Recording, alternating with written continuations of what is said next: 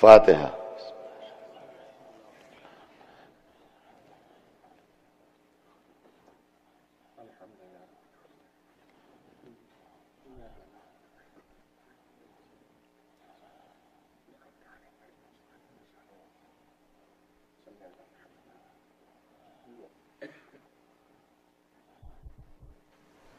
اللهم صل على محمد وآل محمد۔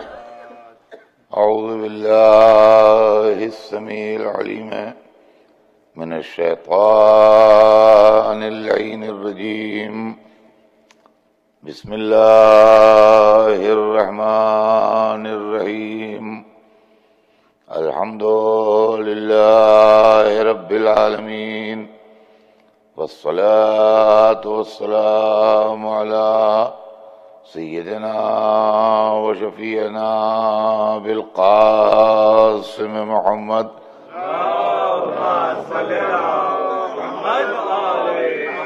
وآلہ الطیبین الطاہرین المعصومین، ولعنۃ اللہ علی اعدائہم اجمعین من یومنا ھذا الی یوم الدین۔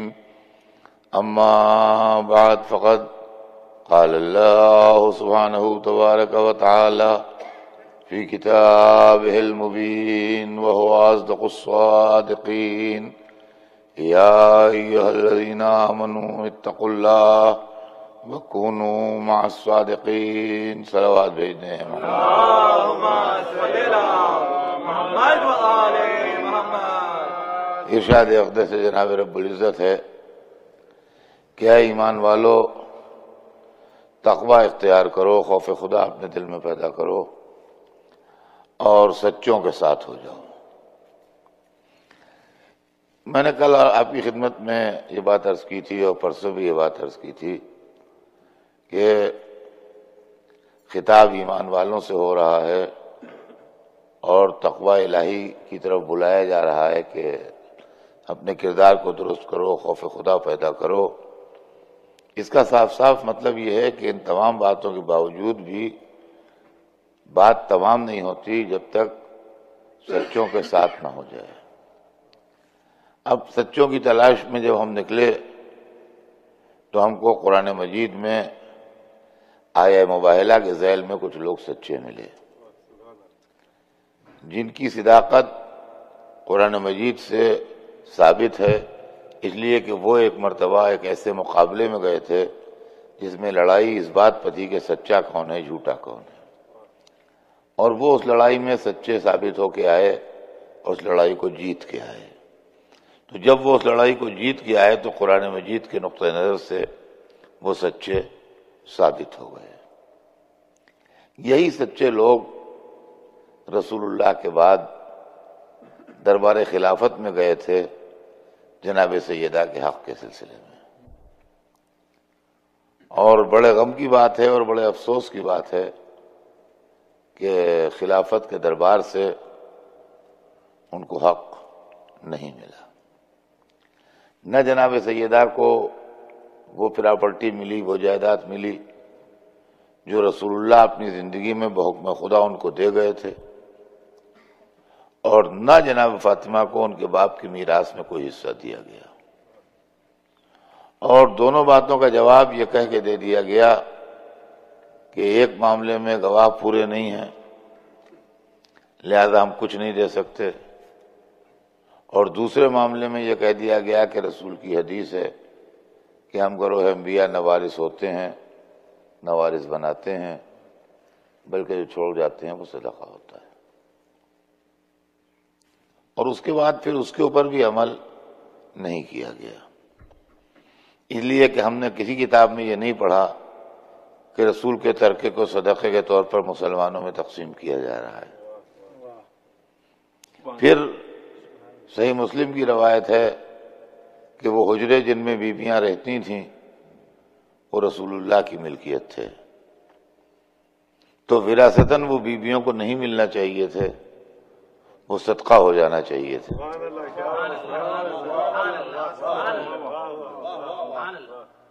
اس لیے کہ یہ صحیح مسلم میں موجود ہے کہ وہ حجرے جن میں بیویاں رہتی تھیں وہ رسول اللہ کی ملکیت تھے، اور ٹھیک بات ہے رسول اللہ کی ملکیت تھے، ان کی بیویاں رہتی تھیں اس کے اندر، بات سمجھ میں آنے والی بھی ہے۔ اور جب رسول اللہ دنیا سے رخصت ہو گئے تو اپنے ہی ایک حجرے میں دفن ہوئے، تو رسول کا دفن ہونا تو ٹھیک تھا، ان کی ملکیت تھی، وہ اپنی ملکیت میں دفن ہوئے، لیکن ان کے دفن ہونے کے بعد وہ زمین ہو گئی صدقہ۔ اب جو میتیں اس میں دفن ہوئی ہیں وہ صدقے کی زمین پر دفن ہوئی ہیں۔ صلوات بھیجتے ہیں محمد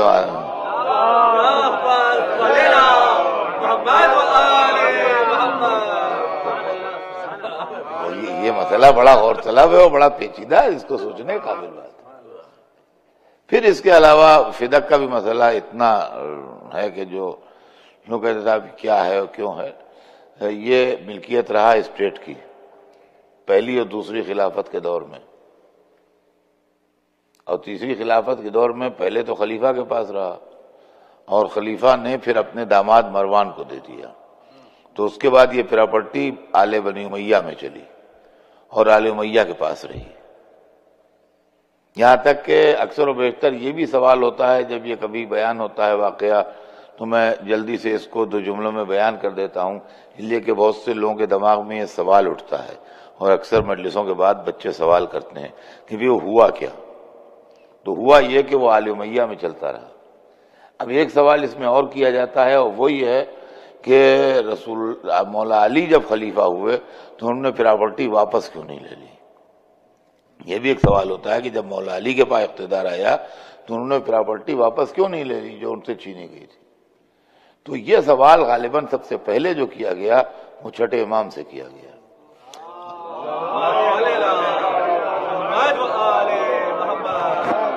اور یہ روایت میں نے مناقب ابن شہراشوب میں پڑھی، تو چھٹے امام سے یہ سوال کیا گیا کہ یہ ابن رسول اللہ جب حضرت علی برسر اقتدار آئے تو انہوں نے وہ پراپرٹی واپس کیوں نہیں لے لی؟ تو بجائے اس کے کہ چھٹے امام جواب دیتے، انہوں نے پلٹ کے ایک سوال کر لیا اس سے، کہا کہ رسول اللہ جب ہجرت فرما کے گئے ہیں تو جو گھر تھا رسول اللہ کا وہ رسول کی ملکیت تھا، اور وہ ان کو ان کے باپ سے وراثت میں ملا تھا، یعنی وہ جناب عبداللہ کا گھر تھا، اسی گھر میں رسول اللہ رہتے تھے، پھر وہ ان کی ملکیت ہو گیا، پھر اسی میں زندگی بھر رہتے رہے، یہاں تک کہ ہجرت کا وقت آیا تو اسی گھر سے آپ نے ہجرت فرمائی۔ جب آپ ہجرت فرما گئے تو ابو لہب نے وہ گھر بیچ لیا، ابو لہب کی ملکیت نہیں تھا، ابو لہب نے غصب کر کے اس گھر کو بیچ لیا کسی کے ہاتھ، اور پیسے لے لیے۔ تو اس نے یہ پوچھا کہ یار، آپ نے حضرت نے فرمایا کہ تم یہ بتاؤ کہ جب رسول اللہ نے مکہ فتح کیا تو اپنے گھر کو دوبارہ کیوں نہیں حاصل کیا؟ تو سوال کرنے والا خود ہی سر پڑا گیا، اس کی سمجھ میں نہیں آیا کہ اس کا جواب کیا دے۔ تو اس نے کہا یہ ابن رسول اللہ یہ مجھے نہیں معلوم، میں نہیں بتا سکتا اس کو کیوں نہیں واپس لیا۔ تو آپ نے فرمایا کہ دیکھو ہم آل محمد کا طریقہ یہ ہے، محمد و آل محمد کا، کہ جو شے ہم سے ظلمن لی جاتی ہے اس کو ہم واپس نہیں لیتے، اس لیے واپس نہیں لیتے کہ ظالم کے عذاب میں اضافہ ہوتا رہے۔ تو یہ مسئلہ ہے، اس طریقے سے یہ پورا واقعہ ہوا، اور تاریخ اسلام کا یہ وہ واقعہ ہے کہ اگر آدمی سنجیدگی سے اور ٹھنڈے دل سے غور کرے تو اس کے سمجھنے کے لیے اور اس کی آنکھیں کھول دینے کے لیے واقعہ بہت ہے۔ تو یہ پہلا واقعہ ہے جو میں نے پہلے دن جو میں نے تمہید قائم کی تھی مجلس کی، وہ یہ تھی کہ 2 سچے امت کے ہیں اور 2 سچے اہل بیت کے ہیں۔ امت کے سچوں میں ایک صدیق ہے، ایک صدیقہ ہے، اور اہل بیت کے سچوں میں بھی ایک صدیق ہے اور ایک صدیقہ ہے۔ تو رسول کی آنکھ بند ہوتے ہی ایک وقت ایسا آتا ہے کہ اہل بیت کی صدیقہ امت کے صدیق کے مقابلے میں ہے، اور اس کے بعد پھر ایک وقت ایسا آتا ہے کہ امت کی صدیقہ اہل بیت کے صدیق کے مقابلے میں ہے۔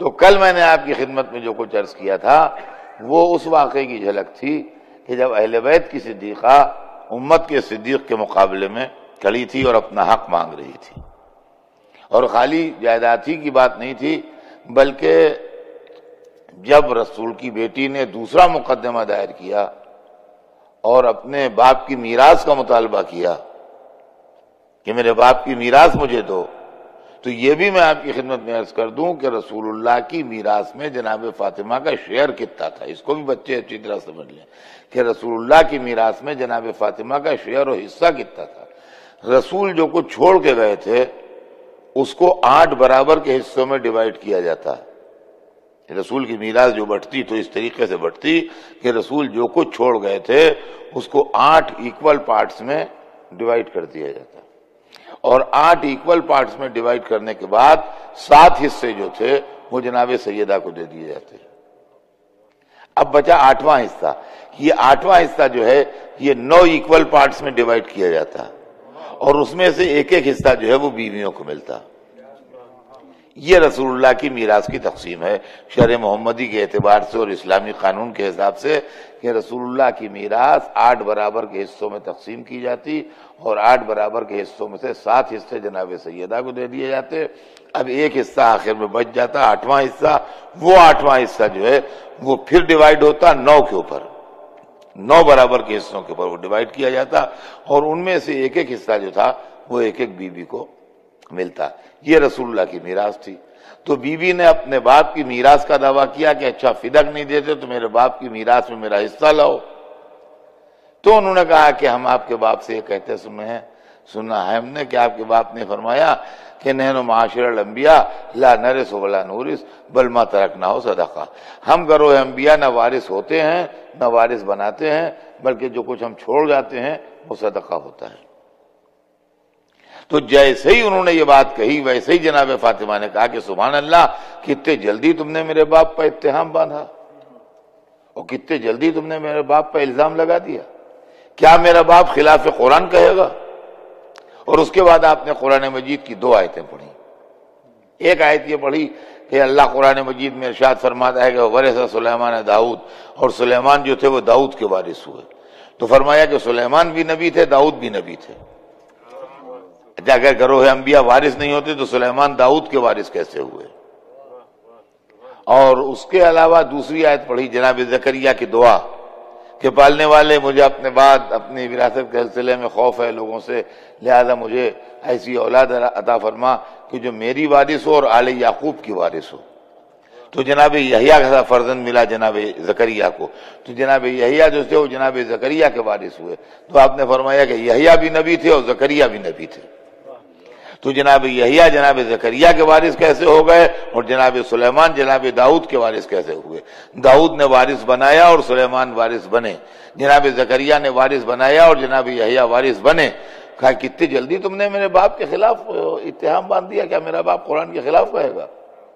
اور عزیزان گرامی پوری تاریخ گواہ ہے، آپ پڑھ لیجئے کہ اس کا کوئی جواب نہیں تھا ان کے پاس۔ ان کا کہا ہم نے یہی سنا ہے، ہم اس کے علاوہ نہیں کر سکتے۔ نہ ان آیتوں کو کوئی جواب دیا، نہ اس کے سلسلے میں اپنے عمل کوئی جسٹیفیکیشن پیش کیا، انہوں نے صرف اتنا کہہ دیا کہ ہم نے تو بس یہی سنا ہے، اس کے علاوہ تو ہم نے سنا نہیں ہے، لہذا جو ہم نے سنا ہے اس کے خلاف تو ہم کر نہیں سکتے۔ آج دیکھیے، آج اسلام کے بہتیرے فرقے ہیں، اور بہتیرے فرقوں میں ظاہر ہے کہ سب فرقے راہ راست پر نہیں ہیں، گمراہ فرقے بھی ہیں، اور جتنے فرقے ہیں ہر ایک اپنی دلیل قرآن سے لاتا ہے۔ جو خدا کی جسم و جسمانیات کے قائل ہیں وہ بھی غلط صحیح آیتیں کھینچتان کے اپنے مطلب کی لا کے سامنے پیش کر دیتے ہیں، کہیں اللہ کے ہاتھ دکھا دیتے ہیں، کہیں اللہ کا جسم دکھا دیتے ہیں، سب گڑبڑ سڑبڑ، مگر وہ غلط انٹرپریشن کرتے ہیں، غلط ترجمے کرتے ہیں، مگر بہرحال قرآن کی آیتیں اپنے مطلب کے لیے کھینچتان کے لا کے پیش کرتے ہیں۔ یہ عجیب و غریب اتفاق تھا کہ اس وقت فاطمہ کے مقابلے میں فریق کو کوئی آیت قرآن کی ملی نہیں، تو یہ منظر بھی قابل دید ہے اور سوچنے کے قابل ہے کہ جدھر اہل بیت تھے قرآن ادھر ہی رہا، تاکہ دنیا سمجھ لے کہ جنہوں نے اہل بیت کو چھوڑا انہوں نے قرآن کو چھوڑا، جنہوں نے قرآن کو چھوڑا انہوں نے اہل بیت کو۔ صلوات بھیجتے ہیں محمد۔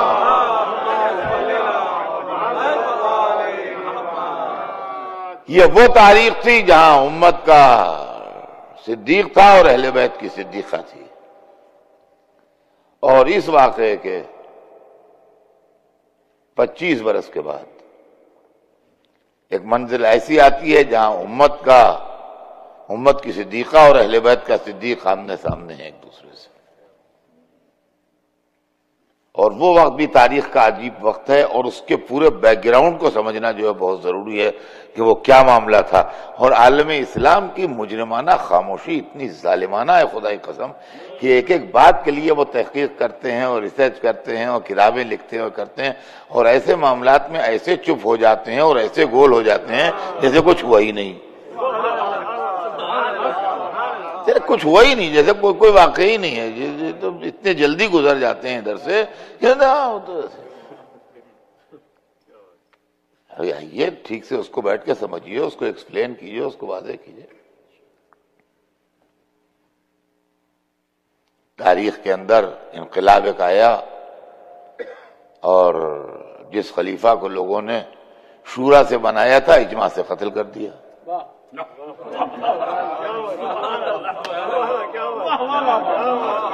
صلوات بھیج دیں محمد۔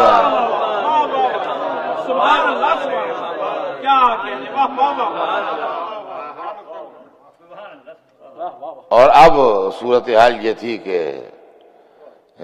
لوگ علی کے دروازے پہ آئے کہ یا علی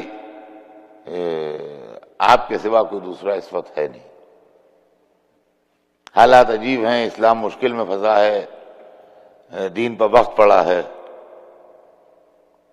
اسلام کو سنبھالیے۔ اصل میں کچھ غلطیوں کی وجہ سے اچانک وہ راستہ جو پہلے سے طے شدہ تھا اس میں گڑبڑ ہوئی۔ پہلے سے طے شدہ راستہ جو تھا وہ کچھ اور تھا، اس میں بیچ میں کہیں علی کا نام نہیں تھا، لیکن عوامی رجحان علی کی طرف ہمیشہ رہا، جس کو مجرم تاریخ نے کبھی لکھا نہیں، سمجھے؟ عوامی رجحان علی کی طرف رہا ہمیشہ، لیکن عوام کی آواز نہیں ہوتی، آواز طاقت والوں کی ہوتی ہے، جتھے والوں کی ہوتی ہے، لشکر والوں کی ہوتی ہے، فوج والوں کی ہوتی ہے، عوام کی آواز نہیں ہوتی۔ یہ دنیا میں ہمیشہ سے ہوتا آیا ہے اور آج بھی ہو رہا ہے، آج بھی دنیا میں ہو رہا ہے، یہ کہنے کی باتیں ہیں سب۔ طاقت جس کے پاس ہوتی ہے آواز اسی کی ہوتی ہے، اور وہی لکھی جاتی ہے، وہی پڑھی جاتی ہے، وہی سمجھی جاتی ہے، اسی کا تذکرہ تاریخ میں ہوتا ہے، وہی سب کچھ ہوتی ہے، سمجھا؟ تو جب وہ اچانک یہ واقعہ ہو گیا تو عوامی رجحان جو تھا وہ اپنے صحیح راستے پر چکے تھا، لہذا مولا علی کی طرف گھومے، ان کا یا علی آپ ہیں۔ علی نے انکار کیا، کہا نہیں، میں نہیں، مجھے قبول نہیں، میں نہیں ایکسپٹ کروں گا ایسے، تم جس کو چاہو بنا لو، جس کو تم مناسب سمجھو اس کو منتخب کر لو، مجھ سے کوئی تعلق نہیں۔ اصرار بڑھتا رہا، مولا علی کی طرف سے انکار بڑھتا رہا۔ آپ تاریخ پڑھیے، اس انکار و اقرار میں 3 دن گزر گئے، چند گھنٹے نہیں، 3 دن گزر گئے، امت کی طرف سے اصرار اور علی کی طرف سے انکار۔ دیکھیں یہ بھی بڑی تاریخی اہمیت کا واقعہ ہے اور بڑا عجیب و غریب واقعہ ہے۔ جو لوگ یہ کہہ دیا کرتے ہیں کہ علی خلافت پر حریص تھے، ایک علی پر یہ بھی الزام ہے کہ وہ چاہتے تھے ان کو خلافت مل جائے۔ علی خلافت پر حریص نہیں تھے، اگر علی چاہتے ہوتے خلافت مل جائے تو پہلی مرتبہ میں مسلح جد و جہد کرتے، وہ نہیں کی۔ تیسری مرتبہ میں جب ان کے سامنے آپشن رکھا گیا تھا، یہ بات رکھی گئی تھی کہ آپ کتاب خدا، سنت رسول اور سیرت شیخین پر عمل کریں، تو ایک یس کا معاملہ تھا خالی، ہاں کریں گے۔ بعد میں کون پوچھتا ہے کیا کیا کیا نہیں کیا، کریں گے، فوراً ہاتھ پہ بیعت ہوتی، لیکن انہوں نے نہیں کہا نہیں ہم یہ نہیں کریں گے، نہیں ہوئی بیعت ہاتھ پر، مگر علی نے اصول پر کوئی کمپرومائز نہیں کیا۔ لوگ کہتے ہیں دوسروں کے ہاتھوں بیعت ہو گئی تو ہو گئی۔ اب علی میں اور امت میں اختلاف پیدا ہو تو تھا ہی، اور ہو گیا۔ لوگوں کی ڈیمانڈ یہ تھی، یا ایک آدمی کی ڈیمانڈ یہ تھی جو خلافت بانٹ رہا تھا شورا میں بیٹھا ہوا، کہ آپ اللہ کی کتاب، سنت رسول اور سیرت شیخین پر عمل کیجئے، اور علی نے کہا کہ ہم کتاب خدا اور سنت رسول پر عمل کریں گے، سیرت شیخین پر عمل نہیں کریں گے۔ ان کا ہم نہیں کریں گے تو آپ کو خلیفہ نہیں بنائیں گے۔ ان کا نہ بناؤ، جنہوں نے کہا ہم کریں گے ان کو بنا لیا۔ اب جب وہ لوگ وہی کہتے ہیں، ہم نہیں کہتے ہیں، ڈاکٹر طہا حسین جیسے لوگ کہتے ہیں، مولانا مودودی جیسے لوگ کہتے ہیں کہ وہ سیرت شیخین پر عمل نہیں کر سکے، تو وہی لوگ جنہوں نے بنایا تھا ان کے خلاف ہو گئے۔ جب خلاف ہو گئے تو ان کو ہٹا دیا۔ اب جب ہٹا دیا تو اب پھر لوگ علی کے پاس آئے۔ اب جب پھر علی کے پاس آئے تو پھر یہ سوال اٹھا کہ آخر میں جب لوگوں نے اصرار زیادہ کیا تو ہم نے کہا کہ میری شرط معلوم ہے تمہیں؟ کہا جی ہاں شرط معلوم ہے۔ کہا میں اپنی شرطوں پر بیعت لوں گا؟ کہا جی ٹھیک ہے، ہم آپ کی شرطوں پر آپ کی بیعت کریں گے۔ کہا اچھا پھر ایک رات سوچ لو، کل سویرے آنا، یہ سپہر کی بات ہے، یہ 20ویں ذی الحجہ کو سپہر کی بات ہے۔ کہا رات کو سوچ لو، سویرے آنا۔ رات بھر لوگ سوچتے رہے، رات بھر پھر سوچنے کا موقع دیا۔ سویرا ہوا تو بہت جلدی علی گھر سے نہیں نکلے، سورج چڑھ چکا تھا، دن بلند ہو چکا تھا، دھوپ پھیل چکی تھی، یعنی ہمارے حساب سے دن کا 10 ساڑھے 10 بجے کا وقت تھا۔ مسجد النبی چھلک رہی تھی، اس میں ایک آدمی کے بیٹھنے کی جگہ نہیں تھی۔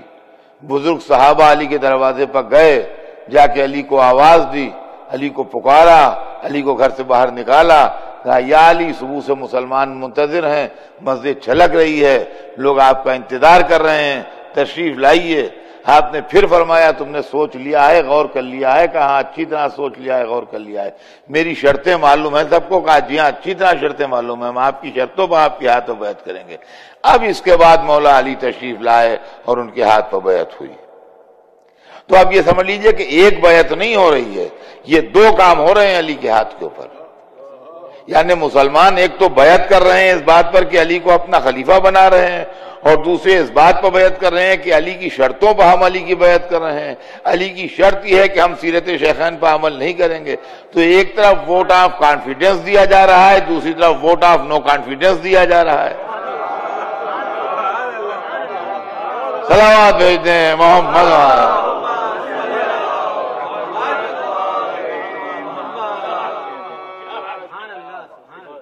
یہ ڈبل ووٹ پڑ رہا ہے، ایک ووٹ نہیں ہے۔ جو حضرت علی کے ہاتھ بیعت کر رہا ہے وہ یہ تو کہہ رہا ہے کہ ہمیں آپ پر اعتبار ہے، لیکن اس کے ساتھ ساتھ یہ بھی کہہ رہا ہے کہ ہمیں آپ کی شرطیں منظور ہیں۔ اس کا مطلب یہ ہے کہ آپ جس کے اوپر عمل نہیں کرنا چاہتے، ہمیں منظور ہے کہ آپ اس پر عمل نہ کیجئے۔ تو اعتماد کے ساتھ عدم اعتماد بھی ہے۔ تو جب علی نے عدم اعتماد پاس کر لیا تو خلیفہ بلا فصل تو ہو گئے، فصل رہا کہاں؟ صلوات بھیج دیں محمد۔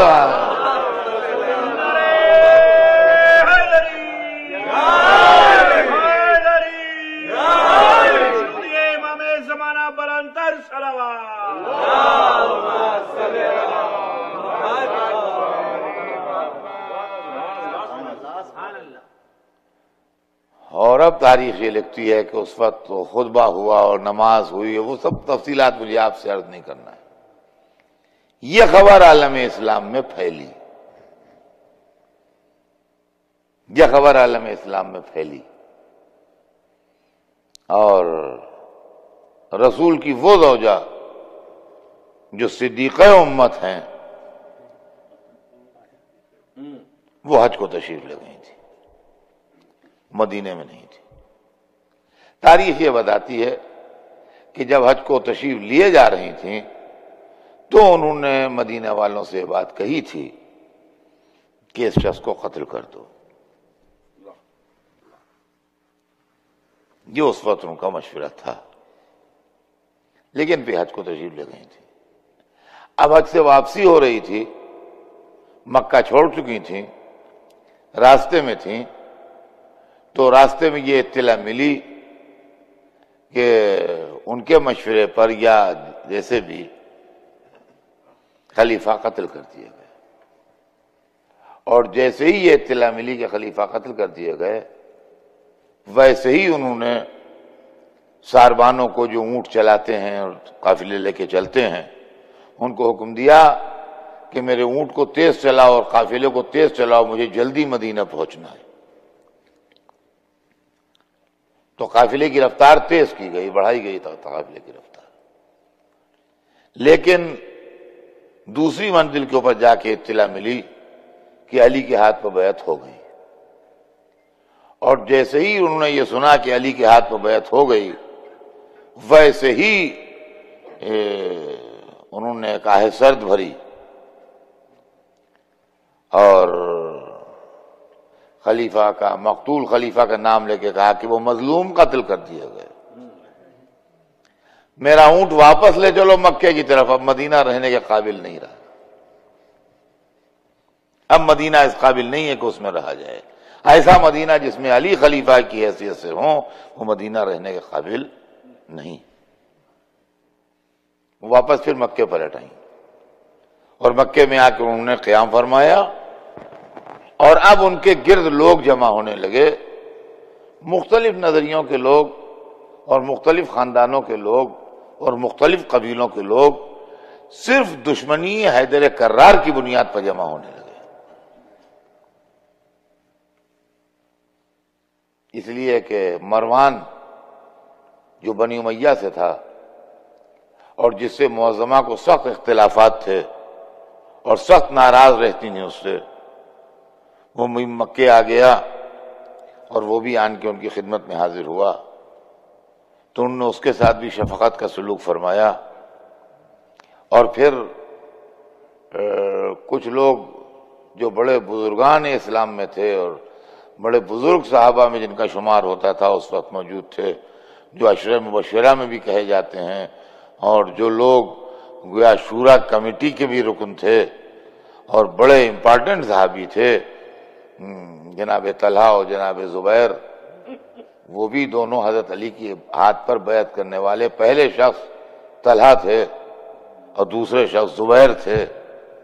ان دونوں حضرات نے بھی مولا علی سے آن کے یہ کہا کہ ہم عمرے کو جانا چاہتے ہیں، جبکہ تاریخ یہ بتاتی ہے کہ ایک کے دل میں مکے کی گورنری کی کوفے کی گورنری کی خواہش تھی، دوسرے کے دل میں بصرے کی گورنری کی خواہش تھی، لیکن یہ بات وہ کھل کے مولا علی سے کہہ نہ پائے، اور جب وہ اس خواہش کو لیے ہوئے مولا علی کے پاس پہنچے تو رات کا وقت تھا، جب گفتگو کا آغاز ہوا تو چراغ جل رہا تھا، انہوں نے چراغ بجھا دیا، کہا آپ نے چراغ بجھایا کیوں؟ کہا اس میں تیل جو ہے بیت المال کے پیسے کا جل رہا ہے، میری تمہاری پرسنل بات چیت ہو رہی ہے، لہذا یہ کس حساب میں جائے گا، اس لیے میں نے چراغ بجھا دیا۔ تو وہ سمجھ گئے کہ علی سے اب کچھ ملنے والا نہیں ہے، تو ان کا ہم تو اس لیے آئے تھے کہ آپ سے ملاقات کر لیں، اور دوسرے یہ کہ ہمارا ارادہ ہے عمرے کو جانے کا، تو بہتر ہے مناسب ہے آپ تشریف جائیں۔ وہ دونوں بزرگ مولا علی سے یہ فرما کے کہ ہم عمرے کو جا رہے ہیں مدینے سے مکے، تشریف لے گئے، یہ بھی مکے میں جمع ہو گئے۔ اب معظمہ کے پاس طلحہ بھی تھے، زبیر بھی تھے، مروان بھی تھے، یہ تو بڑے مشہور لوگ تھے، اس کے علاوہ جس جس کے دل میں دشمنی علی تھی وہ سب جمع ہو گئے، اور دنیا کی تاریخ میں اس نوعیت کی لڑائی کبھی نہ ہوئی ہے نہ ہوگی جیسی جنگ جمل ہوئی ہے۔ جنگ جمل اپنی نوعیت کے اعتبار سے بالکل الگ لڑائی ہے، اس لیے کہ لڑائی جب ہوتی ہے تو اس کے اندر یا تو اس لیے ہوتی ہے کہ جو برسر اقتدار ہے اس کے اوپر کوئی الزام ہوتا ہے اور اس کے خلاف لوگ منظم ہوتے ہیں کہ یہ ظلم کر رہا ہے، ناانصافی کر رہا ہے، غلط کام کر رہا ہے، لہذا ہم کو اس کو ڈی تھرون کرنا ہے، اس کو اقتدار سے ہٹانا ہے۔ یا لڑائی جو ہوتی ہے وہ ملک گیری کی ہوس میں ہوتی ہے کہ ہمیں اس ملک پر قبضہ کر لینا ہے۔ پرانے زمانے میں ہوتی تھیں لڑائیاں اس نوعیت کی کہ ہمیں اس جائیداد پر، اس پراپرٹی پر، اس ملک پر، اس علاقے پر قبضہ کر لینا ہے، اس لیے لڑائی ہوتی ہے۔ یا بیچ میں کوئی اور معاملہ ہوتا ہے، کوئی اور عداوت ہوتی ہے، کوئی اور مخاصمت ہوتی ہے جس کی وجہ سے لڑائی ہوتی ہے۔ اس لڑائی میں کوئی مسئلہ نہیں تھا، اس لیے کہ جو لوگ علی سے لڑنے کے لیے تیار ہیں وہ علی پر کوئی چارج نہیں لگا رہے ہیں، وہ علی پر کوئی چارج نہیں لگا رہے ہیں، ان کے اوپر کوئی الزام نہیں لگا رہے ہیں کہ آپ نے یہ غلطی کی، یہ غلطی کی ہے، یہ غلطی کی، وہ کوئی چارج نہیں لگا رہے ہیں علی کے اوپر۔ وہ یہ بھی نہیں کہہ رہے ہیں کہ ہم ملک گیری کے لیے لڑنے جا رہے ہیں، وہ یہ بھی نہیں کہہ رہے ہیں کہ ان خلیفہ کو ہٹاؤ، دوسرا خلیفہ چاہیے ہمیں۔ تو لڑائی کی بنیاد صرف مخالفت علی تھی اور کچھ نہیں تھا۔ اور عجیب و غریب منظر، خدا کی قسم یہ تھا کہ اس لشکر میں ایک عجیب و غریب انتشار تھا۔ کوئی کہتا ہے مدینے چلو، کوئی کہتا ہے بصرے چلو، کوئی کہتا ہے کوفے چلو، کوئی کہتا ہے یمن چلو۔ مطلب عجیب و غریب رائے تھی جو اس وقت ہو رہی تھی۔ اگر آپ تاریخ پڑھیے تو آپ کو وہ اختلاف اور وہ ہنگامہ خیزیاں جو ہیں وہ سب نظر آ جائیں گی کہ کیا ہو رہا ہے۔ بہرحال اس کے اندر ایک چیز جو کامن نظر آتی ہے وہ یہ ہے کہ مخالفت حیدر کرار جو ہے وہ سب کے پاس تھی۔ ہر آدمی یہ کہہ رہا تھا کہ ہمیں علی نہیں چاہیے، ہمیں علی نہیں چاہیے، ہمیں علی نہیں چاہیے۔ اور اس کے بعد یہ لشکر مکے سے نکلا، اور یہ لشکر مکے سے نکل کے عراق کی طرف چلا، اور آخر میں یہ طے ہوا کہ یہ لشکر جائے گا بصرے، جو پورٹ سٹی ہے عراق کا۔ یہ لشکر بصرے کے خیال سے نکلا اور بصرے کی طرف جانے کے لیے روانہ ہوا۔ تاریخ بتاتی ہے پہلی منزل پر جب ظہر کی نماز آئی تو اختلافات کے آثار پیدا ہونے لگے، اس لیے کہ دو بڑے بزرگ پائے کے صحابی موجود تھے اس کے اندر، اور دونوں باوجود ساتھ ہونے کے اپنے اپنے گروپ الگ الگ بھی رکھتے تھے۔ باوجود اس کے ساتھ تھے لیکن دونوں کے اپنے اپنے گروپ بھی تھے۔ تو ہر ایک کے گروپ نے کہا کہ وہ اس قابل ہیں کہ وہ اس لشکر کو نماز پڑھائیں، اور جب اختلاف کی صورت پیدا ہوئی تو انہوں نے کہا کہ نہیں، یہ اختلاف تو مناسب نہیں ہے ابھی، لہذا یہ مسئلہ ریفر کیا جائے ام المومنین کو، اور ام المومنین جس کو ارشاد فرمائے وہ نماز پڑھائے۔ چنانچہ یہ مسئلہ ریفر ہوا ام المومنین کو کہ ان دو بزرگ اصحاب میں کون نماز پڑھائے گا۔ یہ پہلی منزل کا واقعہ ہے۔ تو ام المومنین نے فیصلہ یہ دیا کہ دونوں میں سے کوئی نماز نہیں پڑھائے گا، دونوں میں سے کوئی نماز نہیں پڑھائے گا، اس لیے کہ اس میں اختلاف پیدا ہو رہا ہے نا، لہذا ایک کو اگر کہہ دیتی ہوں دوسری کی پارٹی مخالف ہو جاتی۔ فرمایا دونوں میں سے کوئی نماز نہیں پڑھائے گا، بلکہ زبیر کا بیٹا عبداللہ نماز پڑھائے گا۔ عبداللہ ینگ لڑکا تھا، زبیر کا بیٹا، باپ پیچھے پڑھیں گے نماز، بیٹا نماز پڑھائے گا، اس لیے کہ ام المومنین نے ان کو امام مقرر کر دیا ہے۔ غور طلب بات یہ ہے کہ اس وقت کسی بزرگان اسلام میں سے کسی نے نہیں کہا کہ یہ کمسن ہے، بزرگوں کی موجودگی میں کمسن کیسا۔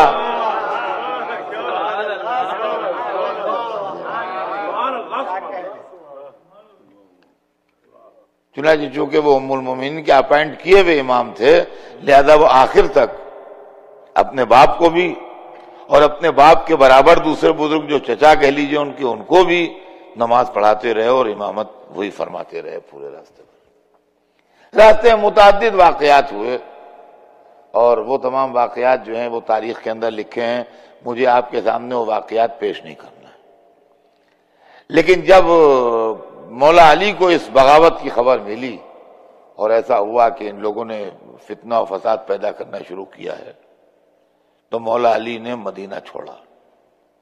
اور عزیزان گرامی، تاریخ اسلام کے اوپر بہت بڑا احسان کیا، اور مدینہ نبی کے اوپر بہت بڑا احسان کیا مولا علی نے کہ جو کیپٹل چینج کر دیا۔ اور مولا علی نے جس دن کیپٹل چینج کیا اور مدینہ چھوڑا، اس وقت سے آج تک مدینہ عالم اسلام کا کیپٹل نہیں بنا ہے۔ اور یہ سمجھ لیجئے کہ مدینہ کی عزت و حرمت محفوظ ہے اس لیے کہ مدینہ کیپٹل نہیں ہے، اس لیے کہ دارالسلطنت جو ہوتا ہے وہ ہمیشہ غنیم کی نگاہوں کے سامنے ہوتا ہے اور دشمن کے حملے کی زد کے اوپر ہوتا ہے۔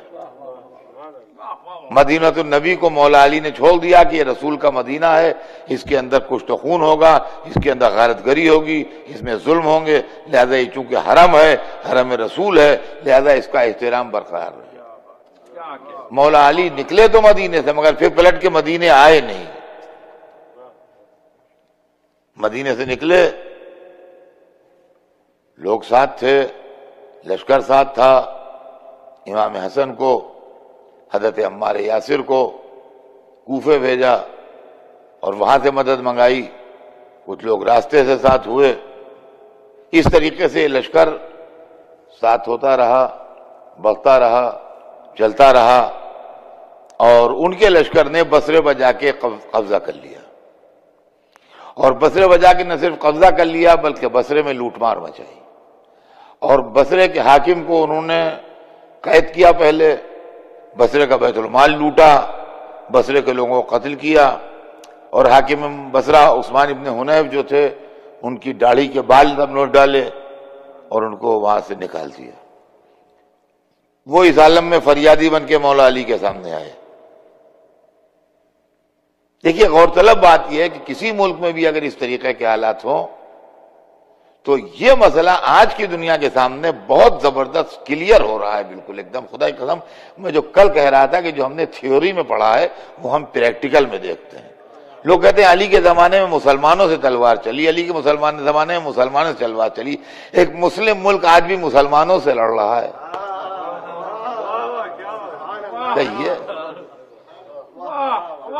پریکٹیکل دیکھیے اپنی آنکھوں سے، جب حکومت کی ریٹ کو چیلنج کیا جائے تو کیا کریں؟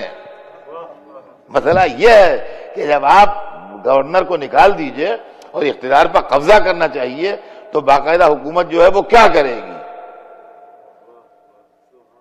یہی علماء اسلام جو کہہ رہے ہیں کہ بالکل صحیح ہو رہا ہے آج، یہی کہہ رہے ہیں کہ علی مسلمانوں سے لڑے، مسلمانوں سے لڑے، مسلمانوں سے لڑے، مسلمانوں سے لڑے۔ اور عزیزان گرامی، تاریخ اسلام یہ بتاتی ہے کہ علی حتی الامکان پیغام پر پیغام بھیج رہے ہیں کہ میری کیا خطا ہے، میرا کیا قصور ہے، مجھ سے کیا بات ہے، کیا جھگڑا ہے، کیوں مجھ سے لڑنے پر تیار ہو؟ میں لڑنا نہیں چاہتا، میں فساد نہیں چاہتا، میں جھگڑا نہیں چاہتا۔ نہ لڑو، جھگڑا نہ کرو، فساد نہ کرو، سلو کرو، بات کرو، بات چیت کرو، نیگوسیشنز کرو، وہ تیار نہیں ہے کسی بات کے اوپر۔ یہاں تک کہ بصرے میں ان کی فوجیں پڑی ہیں، اور بصرے سے ایک منزل پہلے مولا علی نے اپنا لشکر روک لیا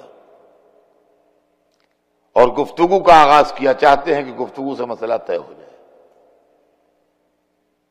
نیگوسیشنز ہو رہے ہیں، بات چیت ہو رہی ہے، گفتگو ہو رہی ہے۔ مولا علی لڑائی نہیں چاہتے ہیں، اس کو سامنے والے نے علی کی کمزوری سمجھا،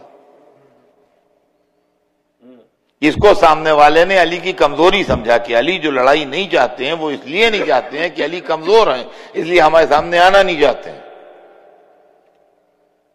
اور یہ خط لشکر کی سربراہ نے اپنی سہیلی کو مدینہ لکھ کے بھیجا۔ دنیا تاریخی ہسٹری میں کیا کیا واقعات لکھے ہیں تاریخ کے اندر۔ تاریخ جب اپنا سینہ کھولتی ہے اور واقعات سامنے آتے ہیں تو کانپ جاتا ہے آدمی۔ انہوں نے خط لکھا یہاں سے اپنی سہیلی کو مدینے میں، اور اس کے اندر یہ لکھا کہ علی ایک منزل پہلے اپنا لشکر لیے کھڑے ہیں، اور اس وقت علی کی پوزیشن بڑی خراب ہے، اگر وہ آگے بڑھیں گے تو ہمارا لشکر ان کو مار ڈالے گا، اور اگر پیچھے ہٹیں گے تو ان کا لشکر ان کو مار ڈالے گا۔ لہذا اس وقت علی دونوں طرف سے چکی کے دو پارٹوں کے بیچ میں ہیں، اگر آگے بڑھتے ہیں تو ہمارا لشکر تلواریں لیے کھڑا ہے، اور اگر لڑائی سے قدم پیچھے ہٹاتے ہیں تو ان کا لشکر ان کو زندہ نہیں چھوڑے گا، ان کو مار ڈالے گا۔ یہ خبر جب ان کی سہیلی نے مدینے میں پڑھی تو بے انتہا خوش ہوئی، اور تاریخ بتاتی ہے کہ اس موقع کے اوپر عرب میں شاعری کا رواج بہت تھا، اور زبردست شاعر ہوتے تھے وہ لوگ، اور ذرا سی بات کو نظم کر دینا ان کے واسطے کوئی مشکل ہی نہیں تھا۔ تو اس پورے واقعے کو ایک گیت میں نظم کیا گیا، اس پورے واقعے کے اوپر ایک گیت لکھا گیا، اور وہ گیت یہ ہے کہ مل خبر علی فی السفر کالفرس الاشقر ان اقبل سحر و ان اقبل نہار و ان ادبر سحر۔ یہ اس کے بول ہیں۔ اب اس کا ترجمہ سن لیجئے کہ ایک آدمی دوسرے آدمی سے جیسے پوچھتا ہے کہ مل خبر کیا خبر ہے، کیا خبر ہے، مل خبر کیا خبر ہے، کیا خبر ہے، تو دوسرا آدمی جواب دیتا ہے کہ علی فی السفر علی سفر میں ہیں، اور ان کی حیثیت ایسی ہے کہ اگر وہ آگے بڑھتے ہیں تو ان کے سینے پر نیزہ پڑتا ہے، اور اگر وہ پیچھے ہٹتے ہیں تو ان کے پیر کاٹے جاتے ہیں۔ اس کے اوپر دھن سیٹ ہوئی،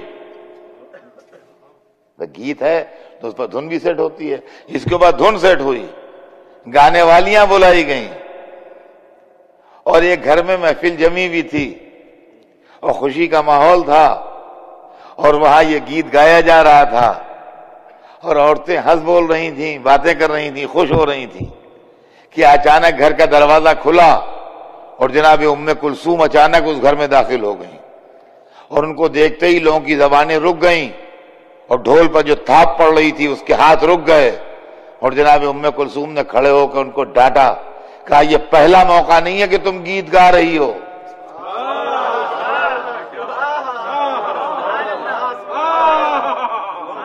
انہوں نے اشارہ کیا جنگ احد کی طرف، کہا یہ پہلا موقع نہیں ہے کہ تم گیت گا رہی ہو، اس کے پہلے بھی تم لوگ گیت گا چکے ہو، مگر جو اس لڑائی کا انجام ہوا وہی اس لڑائی کا انجام ہوگا، دیکھ لینا۔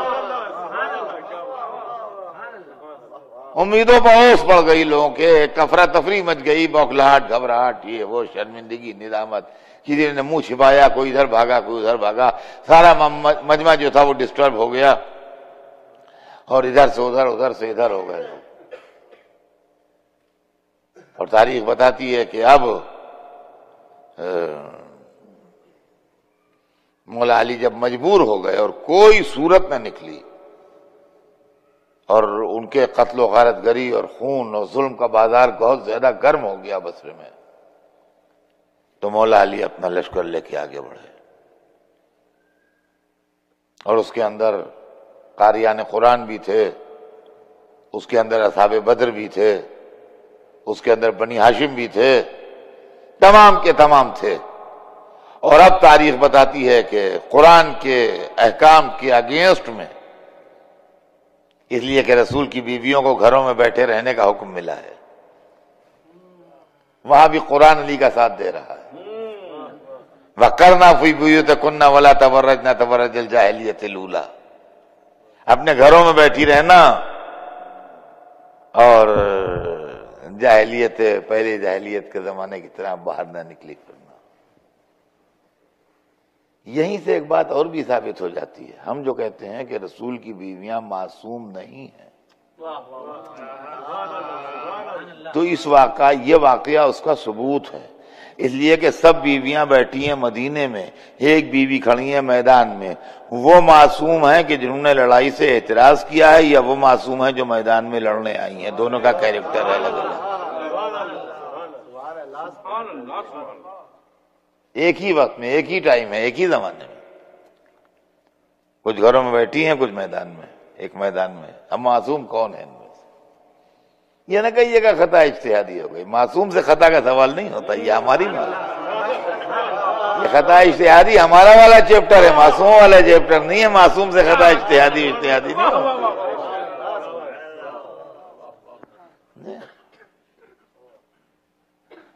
تاریخ بتاتی ہے کہ جب دونوں لشکر آمنے سامنے آ گئے، کیا میں آپ کی خدمت میں عرض کروں کہ میدان جنگ میں غضب کی گرمی ہے، اور آپ کو معلوم ہے جو لوگ جا چکے ہیں، بہت سے آپ میں سے بصرے جا چکے ہوں گے، زیارت کے سلسلے میں جاتے تھے، جب بائی شپ جاتے تھے تو بصرے سے جاتے تھے، ہم خود بصرے جا چکے ہیں۔ تو بصرہ جو ہے پورٹ سٹی ہے، اور بصرے میں ہیومیڈیٹی بڑی غضب کی ہوتی ہے، اور ایک تو عرب کی گرمی میں سے غضب کی ہوتی ہے، اور اگر ہیومیڈیٹی اس کے اندر پلس کر دی جائے تو اور قیامت کی گرمی ہوتی ہے، اور وہ گرمی ہے، اور وہ بے انتہا زبردست ماحول ہے وہاں کا، اور دونوں لشکر آمنے سامنے کھڑے ہیں، اور مولا علی اتمام حجت کر رہے ہیں، بار بار یہ کہہ رہے ہیں کہ تمہیں باز آ جاؤ لڑائی سے، باز آ جاؤ لڑائی سے، باز آ جاؤ لڑائی سے۔ اور عزیزان گرامی، ایک کوئسچن میرا یہاں پر اور بھی ہے، دیکھیے یہ چیزیں ایسی ہیں کہ جو اطمینان سے پڑھنے کی ہیں، 1 گھنٹے کے وقت میں یا لمیٹڈ ٹائم میں اس کا پڑھ دینا آسان نہیں ہوتا، کچھ پڑھا جاتا ہے، کچھ چھوٹ جاتا ہے، کچھ یہ ہوتا ہے۔ سوال یہ پیدا ہوتا ہے کہ 30,000 کا لشکر تھا جو معظمہ لے کے آئی تھی، 30,000 کا لشکر، دیکھیے حکومتیں لشکر لے کے نکلتی ہیں تو حکومتوں کا معاملہ یہ ہے کہ ان کے پاس پورا بجٹ ہوتا ہے، خزانہ ہوتا ہے، تو حکومت جو لڑتی ہے تو کہاں سے لڑ رہی ہے؟ حکومت کا پورا بجٹ ہے، حکومت کا پورا خزانہ ہے، امریکہ فوجیں بھیج رہا ہے افغانستان میں، عراق میں، ادھر، تو کہاں سے بھیج رہا ہے؟ تو کہاں سے کا کیا سوال ہے؟ ان کے پاس پیسہ ہے، ان کے پاس بجٹ ہے، ان کے پاس فنڈ ہے، ان کے پاس ڈیفنس منسٹری ہے پوری، اس میں سے خرچ کر رہے ہیں وہ. تو حکومتیں جو خرچ کرتی ہیں، لیکن پرسنز کے بس میں نہیں ہوتا کہ وہ لشکر لے جائیں، شخصیتوں کے بس میں نہیں ہوتا کہ وہ لشکر لے جائیں. 30,000 آدمی کو لشکر 30,000 کا لے جانا تو بہت بڑی بات ہے. اگر میں آپ سے یہ کہہ دوں کہ کل یہاں کے اوپر کوئی پروگرام ہوگا اور اس سڑک سے لوگ گزریں گے تو 30,000 آدمی گزریں گے، خالی ایک گلاس پانی پلا دیجیے گا آپ، وہ بھی ٹھنڈا پانی نہیں، ایسے ہی. آپ یقین مانیے حیران ہو جائیے گا آپ 30,000 آدمیوں کو پانی پلانے میں. یہ معمولی خرچے کی بات نہیں ہے 30,000 آدمیوں کو پانی پلا دینا، صرف ایک گلاس پانی اور کچھ نہیں، وہ بھی سادہ برف کا نہیں، فریج والا نہیں، ایسے ہی نل کا پانی. نہیں، 30,000 کا انتظام کیجیے آپ. کل آپ کو دن میں 30,000 آدمیوں کو پانی پلانا ہے، صبح سے لے کے 10 بجے دن تک میں. تو اگر آپ کو 30,000 آدمیوں کو پانی پلانا ہو تو یہ بڑا لمبا خرچہ ہے، اس لیے کہ 30,000 آدمیوں کو پانی پلانے کے لیے اتنے پیپر گلاس صحیح، مگر اس کا انتظام کرنا پڑے گا. پانی کے برتن جس میں اسٹور کیا جائے پانی، وہ لوگ ہائر کیے جائیں جو پانی پلائیں. ایک لمبے خرچے میں آ جائیے گا صرف ایک گلاس پانی پلانے کے لیے 30,000. کہہ دینا تو بہت آسان بات ہے کہ ایک گلاس پانی پلا دیجئے، لیکن ایک گلاس پانی 30,000 آدمیوں کو پلانے کا جب مسئلہ ہے تو پتہ چلے گا کہ کتنے $1,000 خرچ ہو گئے آپ کے 30,000 آدمیوں کو پانی پلانے میں. سمجھے آپ؟ تو یہ کوئی بچوں کا کھیل نہیں ہے کہ 31,000 آدمی کو پانی پلاتی ہے. اور یہ اتنا بڑا لشکر جو پل رہا ہے، یہ خرچہ کون کر رہا ہے؟ حضرت طلحہ جب رحلت فرما گئے اور حضرت زبیر دونوں، تو ان کی پوری میراث جو ہے وہ کتابوں کے اندر لکھی ہے جو چھوڑ کے گئے تھے، وہ سب ان کے وارثوں کو ملی ہے. اس لیے کہ حضرت طلحہ کے متعلق اور حضرت زبیر کے متعلق یہ لکھا ہوا ہے کہ اتنا سونا چھوڑ کے گئے تھے کہ کلہاڑیوں سے کاٹ کے بانٹا گیا ہے. اب قرآن مجید کی ہم آیت نہیں پڑھ پائیں گے احترام میں کہ والذین یکنزون الذهب والفضة ولا ينفقونها فی سبیل اللہ فبشرهم بعذاب علیم. وہ لوگ جو سونا اور چاندی جمع کر کے رکھتے ہیں اور اس کو اللہ کی راہ میں خرچ نہیں کرتے، ان کو دردناک عذاب کی بشارت دے دو.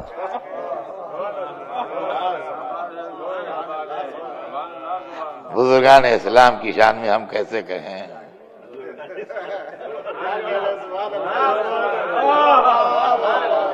جس پر قرآن نے لعنت کی اس پر لعنت. کیسے کہہ سکتے ہیں؟ لیکن جو لوگ اس میں مارے گئے تھے وہ اپنی پوری میراث چھوڑ کے گئے ہیں، اس کے اندر کچھ ہوا نہیں. تو پیسہ آیا کہاں سے؟ یہ غور طلب بات ہے، یہ بھی بڑی فکر کی بات ہے. آج بھی دیکھیے یہ جو ٹیررزم کا پورا موومنٹ چل رہا ہے، ٹیررسٹ جو کچھ کر رہے ہیں، اس کے لیے بار بار یہ کوشچن اٹھ رہا ہے کہ یہ پیسہ کہاں سے آ رہا ہے ان کے پاس، یہ اسلحے کہاں سے آ رہے ہیں ان کے پاس. تو معلوم ہوا کہ جب عام آدمی کوئی ایسا کام کرتا ہے تو کوشچن پہلے اٹھتا ہے کہ پیسہ کہاں سے آیا. اور طلب بات یہ ہے کہ علی ابن ابی طالب سے جو یہ 30,000 کا لشکر لڑا، وہ رسول تو کچھ چھوڑ کے گئے نہیں تھے، وہ تو سب صدقہ ہو گیا تھا. یہ پیسہ آیا کہاں سے جو لڑے؟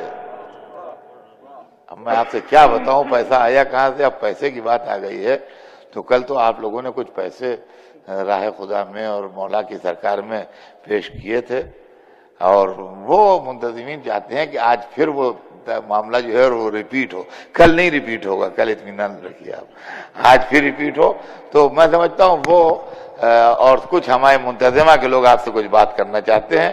تو بسم اللہ، آپ اگر کوئی ارشاد فرمانا چاہیں تو اس پر ارشاد فرما دیں.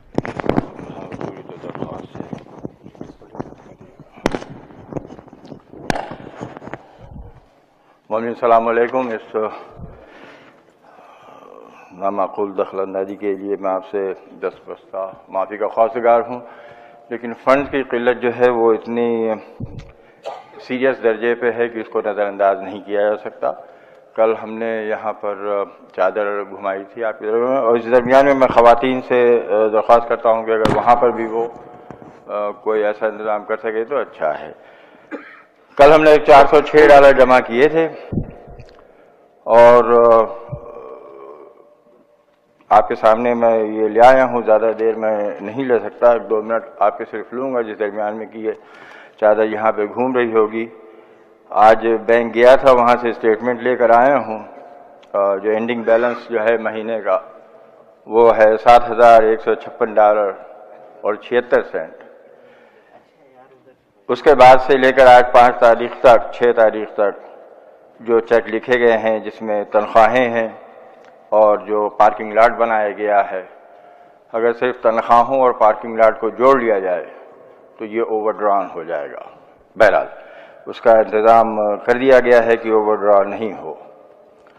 کل قبلہ کعبہ نے ایک بات کہی تھی، اس کی طرف آپ کی توجہ دلانا چاہتا ہوں. 2 باتیں ایکچولی کہی تھیں، دونوں باتوں کی توجہ دلاؤں گا آپ کی. ایک تو وہ امام کا واقعہ تھا کہ جس میں انہوں نے ہزاروں درہم نہیں لیے اور ان 7 درہم کے لیے خود 7 دینار کے لیے خود کہہ کر کے لیا. اور دوسرا واقعہ حضور نے کہا تھا کہ جس میں کسی نے پلیج کیا تھا $50,000 اور پھر انہوں نے مولا کے اوپر چھوڑ دیا تھا کہ اگر منظور ہوگا، قبول ہوگا مولا کو تو ملے گا، آ جائے گا، اور اگر نہیں ہوگا تو نہیں آئے گا. بخدا پچھلے 3 سال سے جب سے میں یہ کر رہا ہوں، کل پہلی دفعہ میرے دماغ میں یہ بات کلیئر ہو گئی. ہمیشہ میں سوچتا تھا کہ کیا بات ہے، لوگ جو ہیں بڑے بڑے پیسے پلیج کرتے ہیں اور آتے نہیں ہیں. تو ممکن ہے کہ مولا نہیں چاہتے ہیں کہ وہ پیسے آئیں، تو بہتر ہے کہ نہ آئیں. اور مجھے وہ 7 درہموں کی مجھے تلاش ہے، اس لیے کہ انہی 7 درہموں پر اور انہی پاکیزہ 7 درہموں پر، یا پاکیزہ $7 پر جو آپ کے ہیں، جو آپ دیتے ہیں، اسی پر یہ امام بارگاہ معصوم چلتا ہے. اور انشاءاللہ انہی 7 دیناروں پر، یہ ڈالروں پہ یہ امام بارگاہ جو ہے وہ چلتا رہے گا. تو براہ کرم اگر آپ دے رہے ہیں تو آپ میرے نزدیک آپ کے وہ پیسے جو ہیں وہ جو پاکیزہ 7 تھے جو مولا نے خود مانگ کر کے لیے، میں انہیں ان میں شمار کرتا ہوں. ظاہر مولا شمار کرتے ہیں جب ہی آپ دے رہے ہیں. اور جو آپ نہیں دے رہے ہیں وہ میرے خیال میں وہ وہی پیسے ہیں جو مولا نہیں چاہتے ہیں کہ آپ دیں. اگر کسی کی دل آزاری ہوئی ہے تو میں معافی چاہتا ہوں، لیکن فنڈز کی بہت زیادہ قلت ہے، بہت زیادہ. اور یہ امام بارگاہ جو ہے، اس کے تمام بل، ہر چیز جو ہے وہ آپ کے فنڈ سے ہی ملتی ہے. صلوات بر محمد و آل محمد.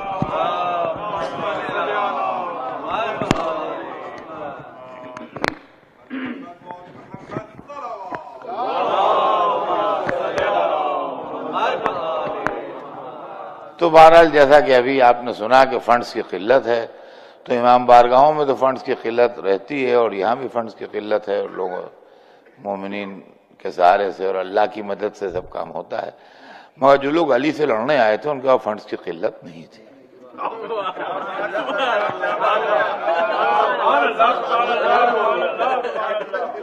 اور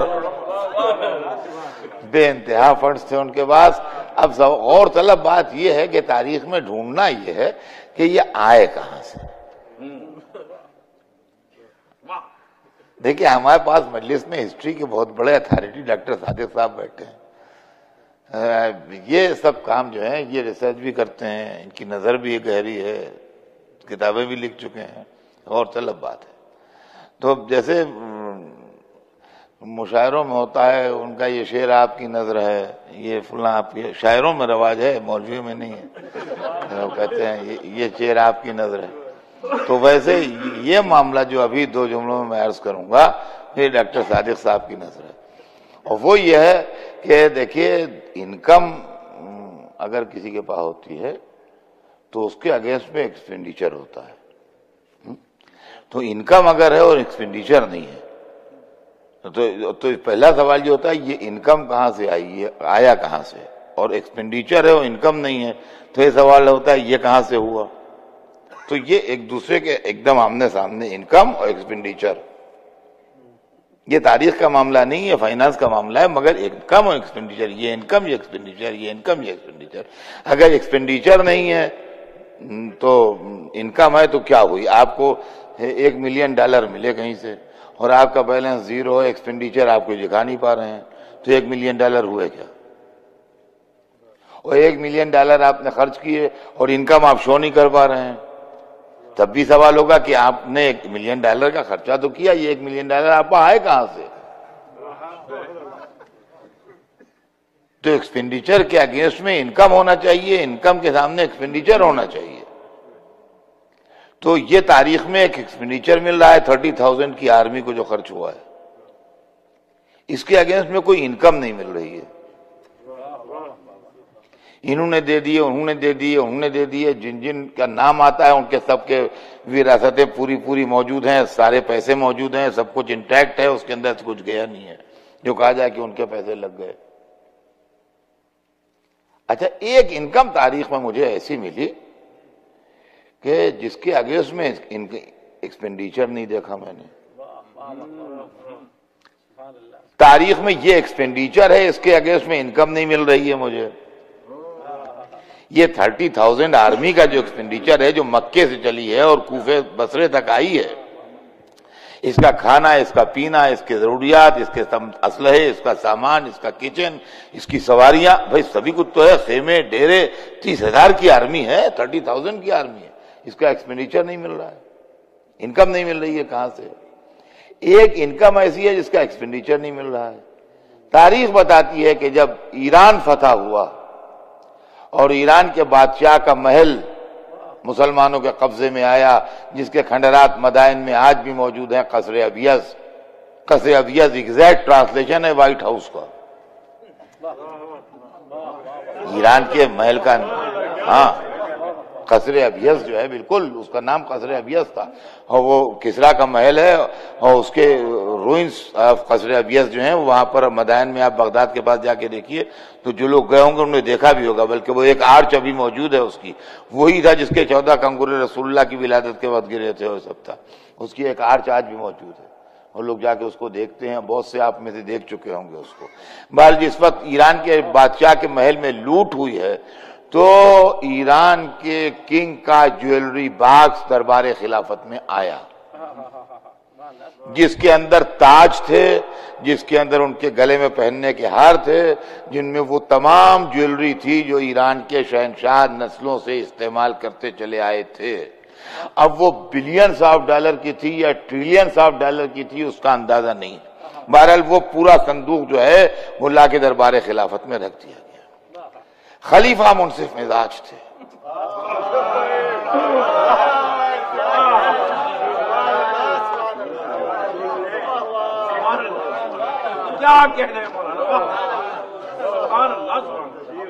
انہوں نے جواہرات کا وہ بکس دیکھا اور اس کے بعد انہوں نے کہا کہ اے بھائی مسلمانوں، ہم لوگوں نے یہ جواہرات نہ کبھی دیکھے نہ سنے، ہم نہیں جانتے اس کو کہ کیا ہیں، ہم غریب لوگ تھے، اللہ نے ہمیں نوازا ہے جو یہ سب ہمارے سامنے آیا ہے، لیکن یہ کہ مجھے اس کی قیمت کا اور اس کی حیثیت کا اندازہ نہیں ہے کہ یہ کتنے ہیں یا اس کی کیا قیمت ہے یا اس کی کیا حیثیت ہے، اس لیے کہ ہم لوگوں نے ان چیزوں کو کبھی دیکھا نہیں اور ہم ان چیزوں سے واقف نہیں ہیں. لہذا مجھے اللہ کا خوف ہے مجھے، اور مجھے ڈر لگ رہا ہے کہ کہیں ایسا نہ ہو کہ اس کی تقسیم میں عدالت کا دامن میرے ہاتھ سے چھوٹ جائے، اس لیے کہ اس کی صحیح قیمت کا اندازہ نہیں ہے مجھے. لہذا مجھے ڈر لگ رہا ہے کہیں ایسا نہ ہو کہ اس کی تقسیم میں عدالت کا دامن میرے ہاتھ سے چھوٹ جائے. لہذا بھائی مسلمانوں، اگر تم مجھے اجازت دو تو میں یہ پورا صندوق رسول کی چہیتی بیوی کو دے دوں. حق تو تمہارا ہے مگر اگر تم مجھے اجازت دو تو میں صندوق رسول کی چہیتی بیوی کو دے دوں۔ بھائی مسلمان کہنے لگے بے شک کیوں نہیں، بسم اللہ دے دیں گے۔ لیجیے، انہوں نے بھائی مسلمانوں سے اجازت لی اور پورا صندوق محل کے اندر بھجوا دیا۔ انہوں نے جو جواہرات دیکھے تو ہاتھ اٹھائے، کہا پالنے والے گواہ رہنا، تیرے نبی کے بعد اس شخص نے مجھ پر کتنے احسانات کیے ہیں، کتنا میرا دل خوش کیا ہے۔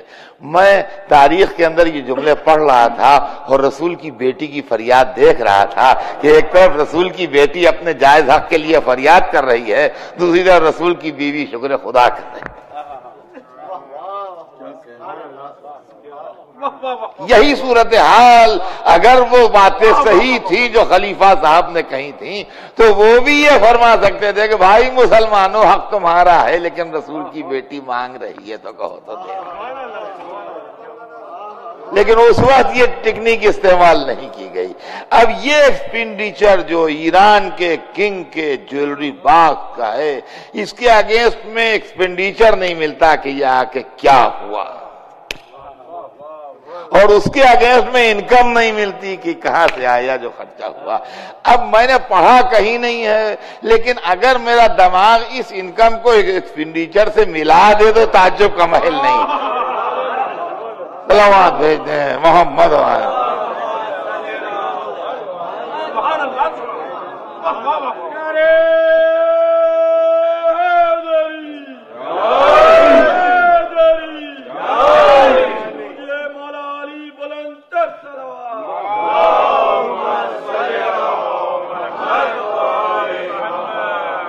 اب آپ چند منٹ بس میری طرح متوجہ ہو جائیے اور میں آپ کو تھوڑی دیر میں ایک منظر پیش کر دوں کہ یہ دوسرا منظر ہے۔ ایک منظر میں آپ کو کل دکھا چکا، وہ حسرت و مظلومی کا منظر تھا۔ یہ ایک دوسرا منظر ہے، یہ میدان جنگ کا منظر ہے، یہ صحن مسجد کا منظر نہیں ہے۔ یہاں دونوں طرف لشکر کھڑے ہیں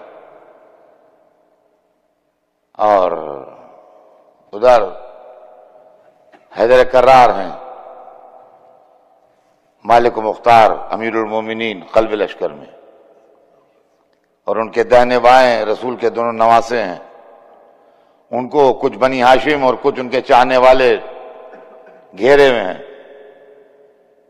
اور سامنے وہ لشکر بھی مسلمانوں ہی کا لشکر ہے، لیکن اس لشکر کی قیادت رسول کی زوجہ کر رہی ہیں، اور وہ ایک بلند قامت اونٹ پر سوار ہیں جس کا نام عسکر ہے، اور ان کا ہودج جو ہے، ہماری جو ہے جس میں تشریف فرما ہے، اس کے اوپر لوگوں نے اپنی زرہیں ڈال دی ہیں تاکہ کوئی تیر ویر اگر ادھر جائے تو ہماری کے اندر نہ جا سکے اور نقصان نہ پہنچے۔ اور ایک قبیلہ ہے جس کا نام بنو زبا ہے، بنو زبا عربی میں بجو کو کہتے ہیں، تو اگر اردو میں ترجمہ کریں تو بجو کی اولاد۔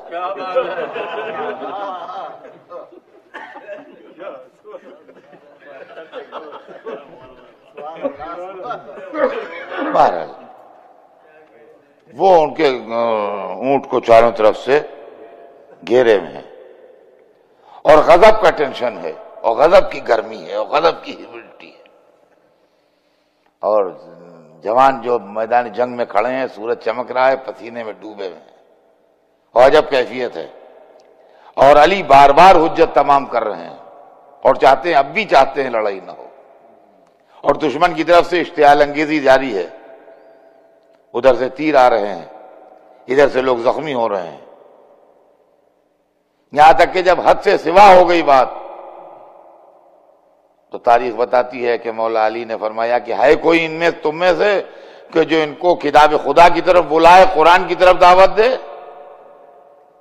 اور ایک نوجوان، مگر یہ میں جانتا ہوں کہ جو جائے گا مجھے اس کی زندگی کی طرف سے اندیشہ ہے، مجھے یقین ہے کہ وہ پلٹ کے زندہ نہیں آئے گا۔ یہ علی کہہ رہے ہیں، کوئی اور نہیں کہہ رہا ہے کہ جو جائے گا مجھے اس کی زندگی کا بھروسہ نہیں ہے، میرا خیال ہے کہ وہ زندہ پلٹ کے نہیں آئے گا۔ ایک نوجوان آگے بڑھا، کہا نا یا علی میں ہوں، مجھے بھیجیے۔ کیا نوجوان یہ سمجھ لے کہ مجھے امید نہیں ہے کہ تو زندہ پلٹ کے آئے گا؟ کہا مولا میں تمنا شہادت میں ہوں، میں تمنا شہادت میں آیا ہوں، زندہ رہنے کے لیے نہیں آیا ہوں، شہادت کی آرزو لے کے آیا ہوں، آپ مجھے بھیجیے۔ مولا علی نے اس کے ہاتھوں پر قرآن رکھا، وہ غیر مسلح تھا، اسلحہ نہیں لگایا تھا، وہ ایسے ہی تھا، اور کہا دونوں لشکروں کے بیچ میں جاؤ اور جائے کہو امیر المومنین علی تمہیں اس قرآن کی طرف بلا رہے ہیں، مگر بیٹا یہ سمجھ لو کہ تمہاری زندہ آنے کی مجھے امید نہیں۔ کہا مولا میں شہادت کے لیے تیار ہوں۔ نوجوان ہاتھوں میں قرآن لیے ہوئے دونوں لشکروں کے بیچ میں پہنچا۔ یہ واضح ہے کہ دونوں مسلمانوں کے لشکر ہیں، اور اس کے ہاتھوں میں قرآن ہے، اس کے ہاتھوں میں قرآن ہے۔ انہوں نے دونوں لشکروں کے درمیان پکار کے کہا کہ امیر المومنین علی تمہیں اس قرآن کی طرف بلا رہے ہیں۔ تاریخ بتاتی ہے کہ اس کی اس آواز کے جواب میں تیروں کی ایک بال پڑی اس پر۔ نوجوان جگمگانے لگا تیروں کے زخموں سے اور قرآن کو سنبھالنے لگا کہ ایک شخص نے بڑھ کے اس کے ہاتھوں پر تلوار ماری، جس سے اس کے کونیوں سے دونوں ہاتھ کٹ گئے اور قرآن زمین پر گرا، اور اس کے ساتھ ساتھ تیروں کی دوسری زبردست باڑ پڑی اس کے اوپر، اور اس نے وہیں پہ دم توڑ دیا۔ یہ منظر دیکھ کے علی کے لشکری دوڑ پڑے، قرآن کے ٹکڑے سمیٹے جو ٹکڑے ٹکڑے ہو گیا تھا تیروں کی بوچھار میں، اس کے دونوں کٹے ہاتھ اٹھائے، اس کی میت اٹھائی اور لے کے علی کے سامنے آئے۔ کہا یا علی یہ ہے آپ کے سفیر کا انجام اور یہ ہے قرآن کا انجام،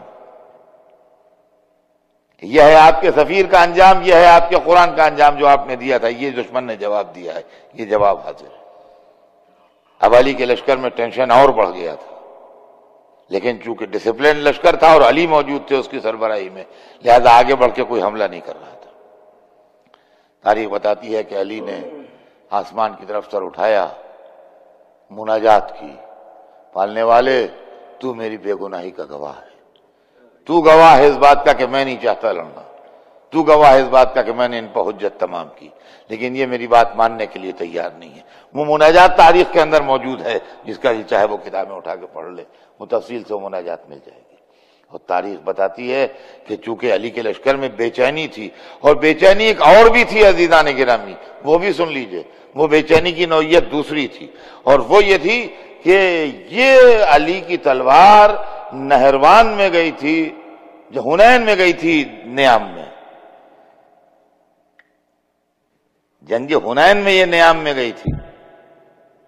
تقریباً 25 برس سے زیادہ ہو گئے تھے، لگ بھگ 27 28 برس 29 برس ہو گئے تھے علی کی تلوار کو نیام میں گئے تھے۔ ینگ جنریشن جو تھی وہ علی کی لڑائی کے قصے سنتی تھی، جو 30 برس کے لڑکے تھے، جو 28 برس کے لڑکے تھے، جو 25 برس کے لڑکے تھے، جو 32 برس کے نوجوان تھے، وہ بزرگوں سے علی کی لڑائی کے قصے سنتے تھے، علی کو لڑتے نہیں دیکھا تھا۔ تو علی کے لشکر میں جو ینگ جنریشن تھی وہ علی کو ایک دفعہ لڑتے دیکھنا چاہتی تھی کہ ہم بھی دیکھ لیں علی کو لڑتے ہوئے ایک دفعہ، لہذا ان کے دل میں یہ تمنا تھی کہ علی لڑتے کیسے ہیں، اس لیے کہ ہم نے اپنے بزرگوں سے قصے تو سنے ہیں علی کو لڑنے کے، لیکن علی کو لڑتے ہوئے دیکھا نہیں ہے۔ اور مولا علی اپنے دوستوں کے ساتھ اور اپنے خاندان کے افراد کے ساتھ کھڑے ہوئے ہیں اپنے اصحاب کے جھرمٹ میں، اور تاریخ بتاتی ہے کہ کالے رنگ کے گھوڑے پر سوار تھے، مشکی گھوڑا کہلاتا ہے وہ اردو زبان میں، جو کالے رنگ کا گھوڑا ہوتا ہے، سیاہ رنگ کے گھوڑے پر سوار تھے مولا علی، اور کھڑے ہوئے ہیں کہ ایک مرتبہ اچانک گھوڑا چمکایا اور ایک آواز آئی کہ علی نے حملہ کر دیا، اور تاریخ بتاتی ہے کہ علی کا پورا لشکر گھوڑوں کے پٹھوں پر اونچا ہو کے علی کو دیکھنے لگا، جس کی تقدیر میں تھا وہ علی کو دیکھ سکا، جس کی تقدیر میں نہیں تھا وہ علی کو نہیں دیکھ پایا، اور علی ایک دفعہ تیزی کے ساتھ دشمن کے لشکر کے اندر ڈوب گئے۔ اب علی تو نہیں دکھائی دے رہے تھے، لیکن دشمن کے لشکر کی ابتری بتا رہی تھی، اب علی یہاں ہے، اب یہاں ہے، اب یہاں ہے، اب یہاں ہے، اب یہاں ہے۔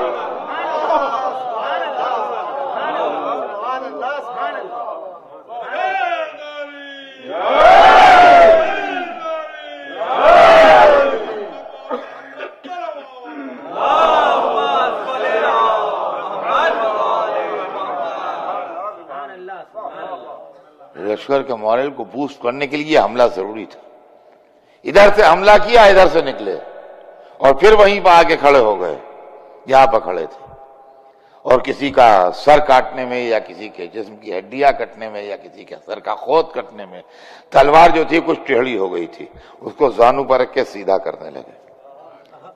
جیسا میں نے عرض کیا کہ گرمی بہت تھی، لوگوں نے شربت بنایا تھا، ایک نے شربت کا ایک جام مولا علی کی طرف پیش کیا، مالک اشتر علی کے متصل بالکل کھڑے تھے، اس سے ہاتھ میں جام لیا، شربت کا جام، اور نوش کیا، نوش کر کے وہ جام جو تھا وہ اس کے حوالے کیا جس میں شربت تھا، وہ گلاس تھا، پیالہ تھا، جو چیز بھی تھی اس میں شربت پیش کیا تھا، وہ جس نے دیا تھا اس کی طرف بڑھایا، اور اس کے بعد کہنے لگے یہ شہد یمن کا معلوم ہوتا ہے۔ مالک اشتر جیسا جنگی جوان جس کے شہرے تھے کانپنے لگا، کہا یا علی آپ کو اس عالم میں بھی اس کا ہوش ہے کہ شہد یمن کا ہے کہ طائف کا ہے؟ ایسے عالم میں بھی یہ احساس باقی ہے کہ شہد کہاں کا ہے؟ وہاں عرب میں شہد کا شربت بنانے کا عام رواج تھا، تو شہد کا شربت بناتے تھے، اور وہ ہے کہ شہد جو ہے یہ طائف کا معلوم ہوتا ہے۔ کہنے کہ یا علی آپ کو اس عالم میں بھی یہ ہوش ہے کہ شہد یمن کا ہے کہ طائف کا ہے یا کہاں کا ہے؟ مسکرانے لگے، کہا بھتیجے تیرے چچا نے آج تک کبھی سوچا ہی نہیں کہ وہ موت پر جا رہا ہے یا موت اس پر آ رہی ہے۔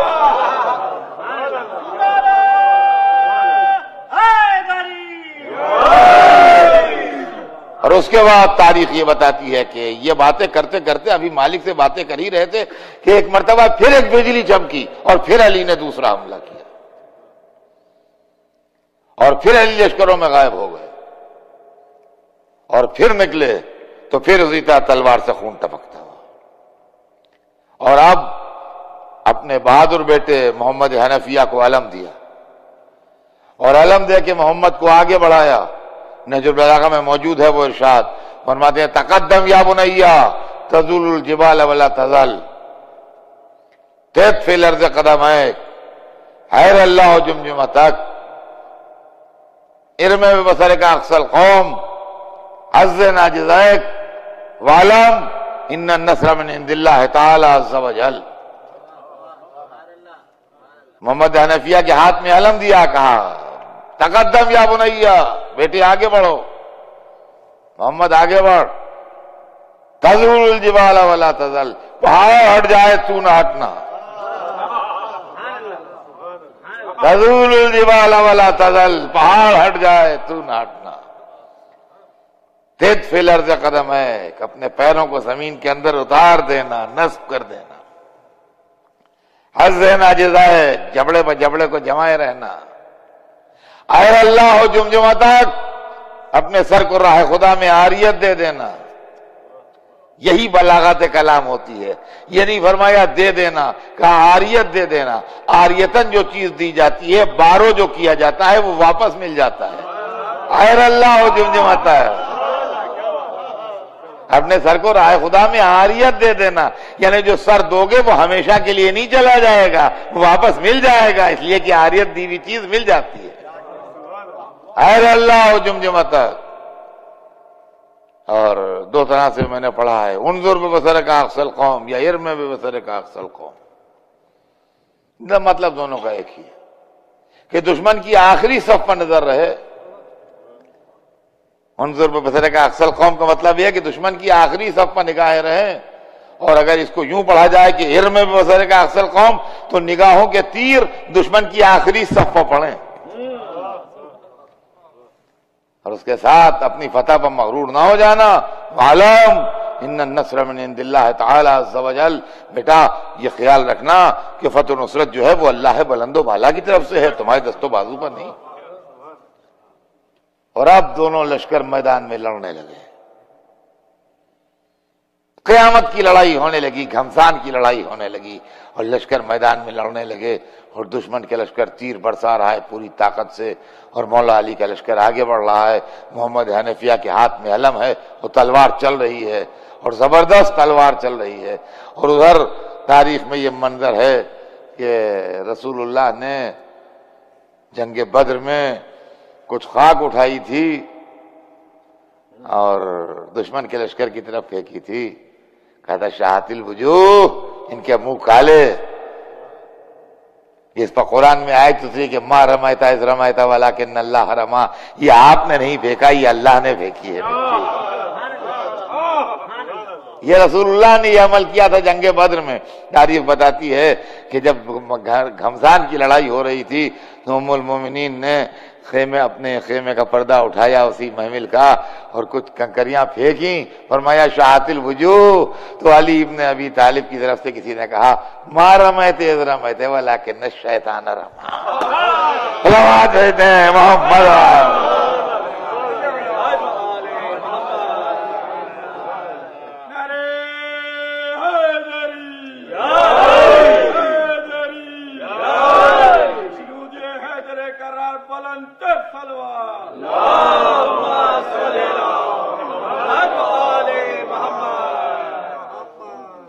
تاریخ بتاتی ہے کہ بار بار مولا علی لوٹتے ہوئے آتے تھے اور محمد حنفیہ کی پشت پہ ہاتھ رکھ کے کہتے تھے تقدم یا بنیا، تقدم، آگے بڑھو، آگے بڑھو، آگے بڑھو۔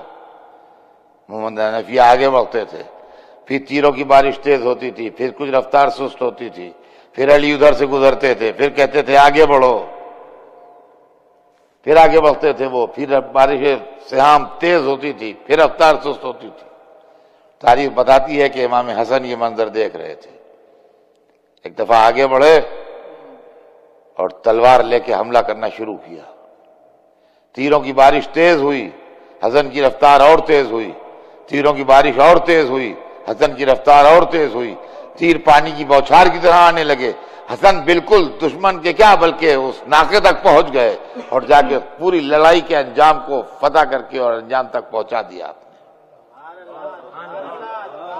لڑائی کو پورا انجام تک پہنچا دیا، لڑائی کو فتح سے ہمکنار کر دیا حسن کی تلوار نے۔ اور اب لڑائی ختم ہو گئی، لوگ میدان جنگ سے بھاگنے لگے، اونٹ کے پاؤں کاٹ دیے گئے، عہدہ زمین پہ آیا، بنو زبا منتشر ہو گئے چاروں طرف سے، جو گھیرے ہوئے تھے عہدہ کو تلوار چلا رہے تھے۔ اور یہ علی جیسے شریف دشمن کی شان تھی، خدا کی قسم، کہ جیسے ہی عہدہ زمین پر رکھا گیا احترام کے ساتھ، تو محمل کا پردہ اٹھا کے ایک شخص نے سر اندر ڈالا، اور جیسے ہی سر اندر ڈالا محمل کے، ویسے ہی انہوں نے فریاد کی، ہائے علی کو رسول کے حرم کا احترام نہیں، نامحرم کو بھیج دیا۔ اور اس شخص نے کہا کہ بدبخت، میں نامحرم نہیں ہوں، تیرا سگا بھائی ہوں۔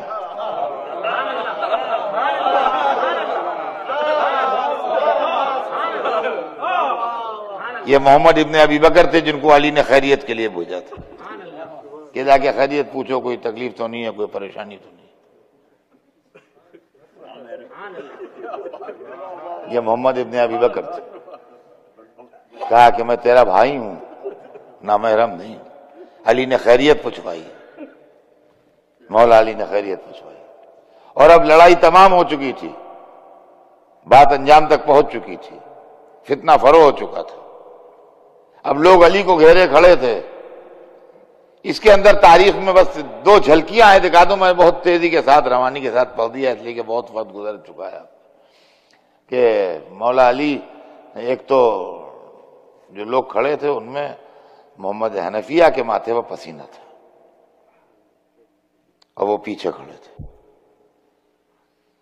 تو ایک دفعہ علی نے دیکھا محمد حنفیہ کو، آواز دی، محمد میرے بیٹے آ گیا۔ محمد سر جھکائے ہوئے آگے آئے مگر نظریں اٹھ نہیں رہی تھی۔ کہا کیا تو شرما رہا ہے؟ کیا تو یہ سوچ رہا ہے کہ جو حسن نے کر دکھایا وہ تجھ سے نہیں ہوا؟ کیا تو شرما رہا ہے؟ کیا تو یہ سوچ رہا ہے کہ جو حسن نے کر دکھایا وہ تجھ سے نہیں ہوا؟ میرے بیٹے، شرمانے کا مقام نہیں ہے، تو نہ شرما۔ شرمایا وہاں جاتا ہے جہاں دو برابر کی طاقتوں کا مقابلہ ہے۔ تیرا حسن کا کوئی مقابلہ نہیں ہے، تو کیوں شرماتا ہے؟ تیرا حسن کا کیا مقابلہ؟ تو میرا بیٹا ہے، وہ رسول اللہ کا بیٹا ہے۔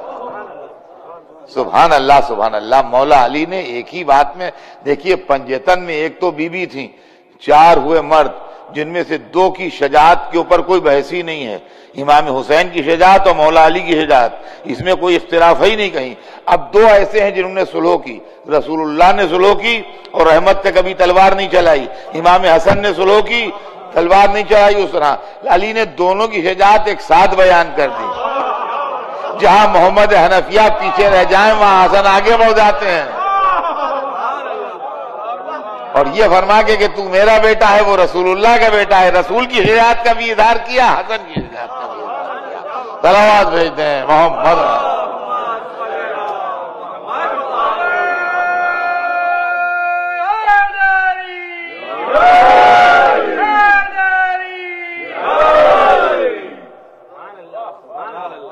اور عزیز خدا بلندتر صلوات، مجھے امام حسن بلندتر صلوات۔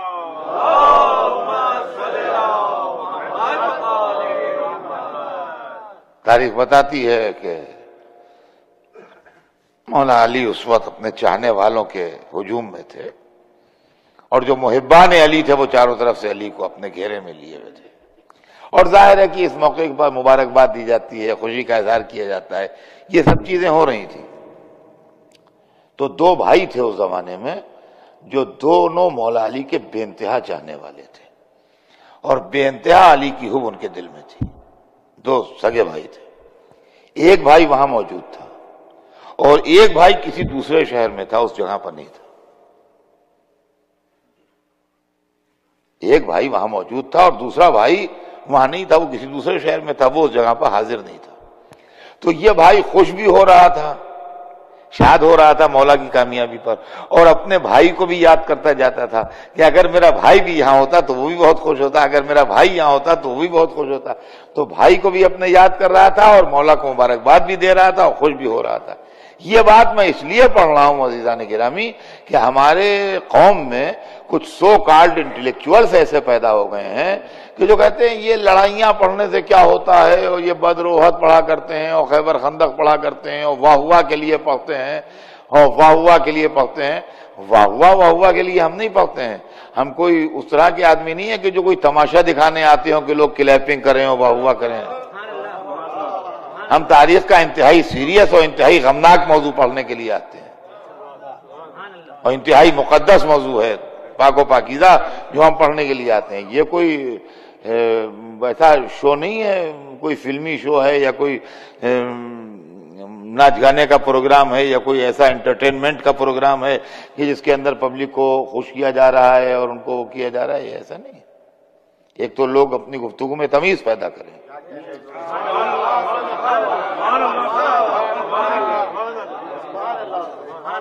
تلاوت قرآن پاک کو اگر کوئی میوزک کا پروگرام کہنے لگے تو کتنا برا لگے گا مسلمانوں کو؟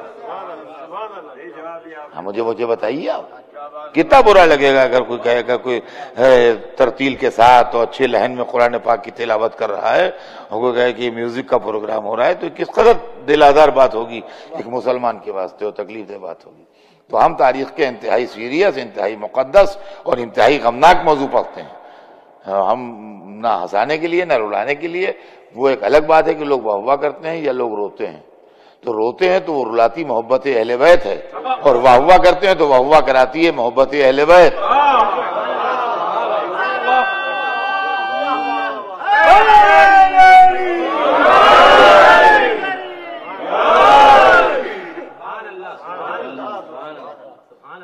جو لوگ روتے ہیں تو وہ رلاتی ہے، جو شے ہے جو آنسو نکالتی ہے وہ محبت اہل بیت کا جذبہ ہے، وہ رلاتا ہے۔ اور اتنا جو چیز لوگوں کو مومنین کو مسرور کرتی ہے یا واہ واہ کرتے ہیں لوگ، وہی محبت اہل بیت کا جذبہ ہے جس کے نتیجے مسرور کرتے ہیں۔ اور خیبر خندق پڑھتے ہیں یا بدر احد پڑھتے ہیں تو یہ فضائل مولا علی کے شعر ہیں، علی کے قصیدے کے، اس لیے پڑھتے ہیں، ورنہ پڑھنے کے لیے بہت کچھ ہے۔ سینکڑوں کتابیں بازار میں ملتی ہیں، سیکنڈ گریٹ وار کی اسٹوریز اور فرسٹ گریٹ وار کی اسٹوریز، اور بڑی انٹرسٹنگ اسٹوریز ہیں بازی، آپ ان میں جا کے بازار سے خرید لیجئے، بہت سستی اور بہت آسانی سے ملتی ہیں اور سینکڑوں ملتی ہیں، اور اس کے اندر سے آپ واقعات اٹھا کے پڑھا کیجئے۔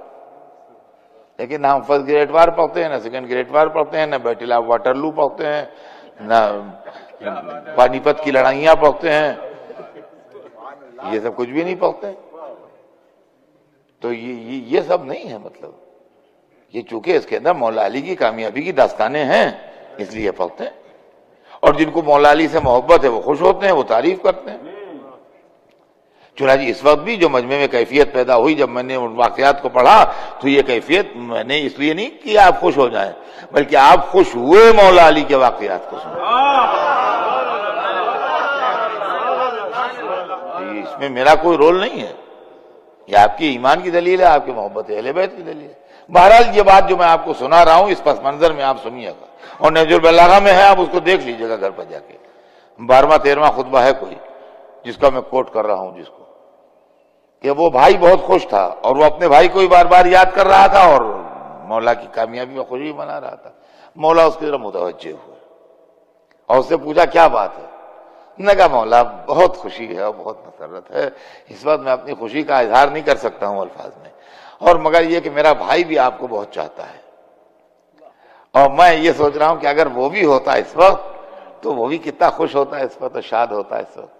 وہ فلاں شہر میں ہے اس وقت, یہاں نہیں ہے. تو آپ نے اس سے بھی پوچھا کیا وہ ہم سے محبت کرتا ہے. مولا بے حد محبت کرتا ہے, قربان ہے, آپ کا فدا ہے. تو ارشاد فرمایا کہ فقط شہدنا وَلَقَدْ شَهِدْنَا فِي أَسْكَرِنَا هَذَا قَوْمٌ فِي أَصْلَابِ الرِّجَالِ وَأَرْحَامِ النِّسَاءِ سَيُعْرَفُ بِهِمُ الزَّمَانُ وَيَقْوَى بِهِمُ الْإِيمَانُ. فقط شہدنا, تو اگر وہ ہم سے محبت کرتا ہے تو یہ سمجھ کہ وہ یہاں موجود ہے. فقط شہدنا, پس یہ سمجھ کہ وہ یہاں موجود ہے.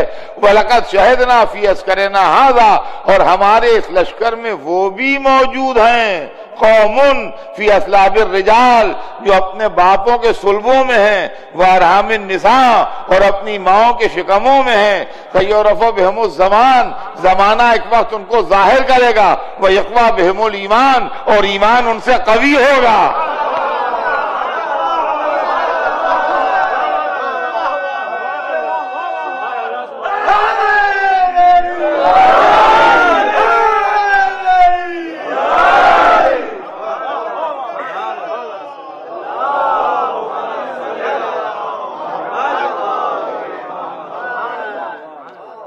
تو اب ایک پہچان بتا دی مولا نے صبح قیامت تک کے واسطے کہ اگر مولا علی کے جہاد سن کے اور خیبر و خندق سن کے اور جمل و صفین سن کے آپ کے دل میں خوشی پیدا ہو تو سمجھیے آپ لشکر حیدر کرار میں ہیں. اور اگر چہرے اتر جائیں اور دلوں پہ غمی کی کیفیت ہو تو بھی سمجھ لیجئے ہوتے تو ادھر ہی ہوتے, ادھر نہ ہوتے. محمد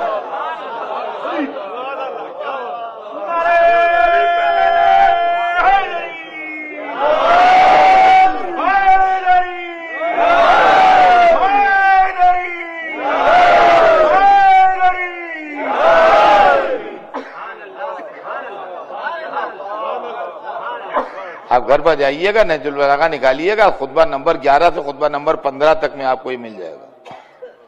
جو میں نے خطبہ ایگزیکٹ 13واں ہے یا 12واں ہے یا 14واں نہیں صحیح مجھے یاد ہے, لیکن 11 سے لے کے 15 تک میں دیکھیے گا تو یہ جو میں نے پڑھا ہے آپ کو, یہ آپ کو نہج البلاغہ مل جائے گا. تو یہ ہے معاملہ, مولا علی نے فرمایا.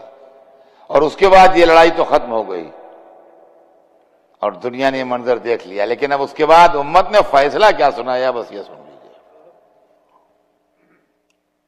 ایک علی سے رسول کے صحابی آ کے لڑے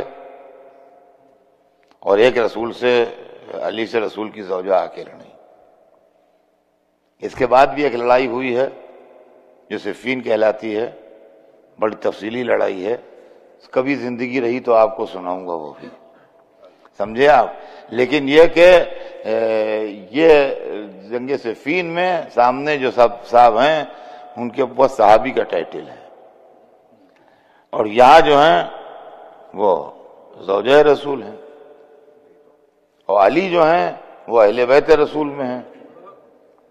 تو اہل بیت رسول سے ایک مرتبہ تو صحابیت ٹکرائی اور ایک مرتبہ زوجہ رسول ٹکرائی, مگر یہ فیصلہ امت کا ہے کہ خطا کی نسبت صحابیت اور زوجیت کی طرف تو گئی, امامت کی طرف نہیں آئی.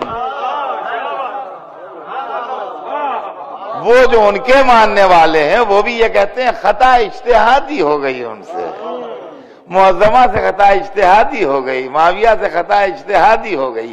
لیکن یہ معجزہ دیکھیے کہ فاطمہ نے جس سے مقابلہ کیا، آج تک فاطمہ کی طرف نسبت خطا کوئی نہ دے سکا کہ فاطمہ سے خطا اجتہادی۔ صلوات بھیجتے ہیں محمد والے۔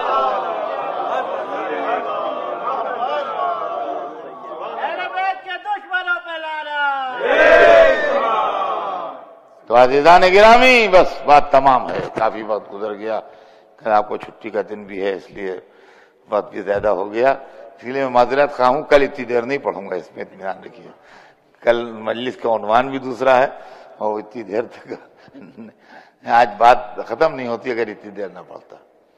اور تاریخ بتاتی ہے کہ مولا علی نے پورے احترام کے ساتھ معظمہ کسی گھر بھجوایا، معاملات ختم ہوئے،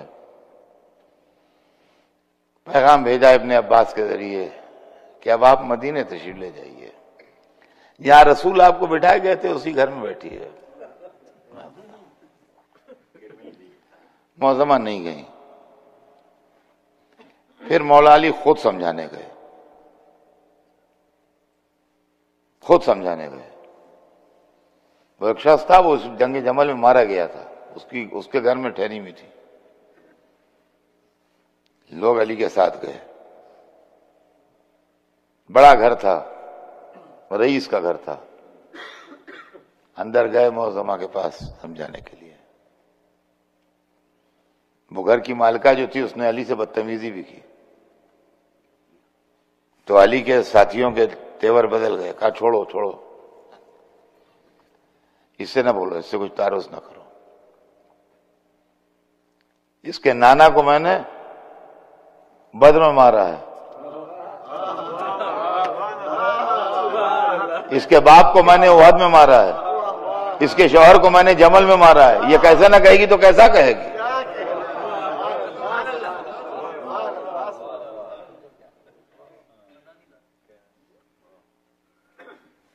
جاتے وقت کہا، علی کی نگاہیں دیکھ رہی تھیں، روم بنے ہوئے تھے، سب کے دروازے بند تھے ادھر ادھر، میرا دل چاہتا ہے کہ ان دروازوں کو کھلوا کے جتنے اس کے اندر چھپے ہیں سب کو قتل کروا دوں۔ علی نے اشارہ کر دیا کہ میں نے دیکھ لی ہیں سب جس کے اندر چھپے ہیں، لیکن یہ علی کا ظرف تھا کہ جان بچا کے چھپ گیا ہے، چھپے ہوئے کو نکال کے قتل نہیں کرتے تھے۔ معظمہ کو سمجھایا کہ اب آپ سدھار جائیے، مگر نہیں گئی، نہیں گئی۔ پھر آخر میں امام حسن کو بھیجا اور ان کے ساتھ ایک خاص میسج بھیجا کہ اب آپ چلی جائیے، ورنہ میں مجبور ہوں گا اس حق کو استعمال کرنے کے لیے جو رسول مجھے دے گئے ہیں۔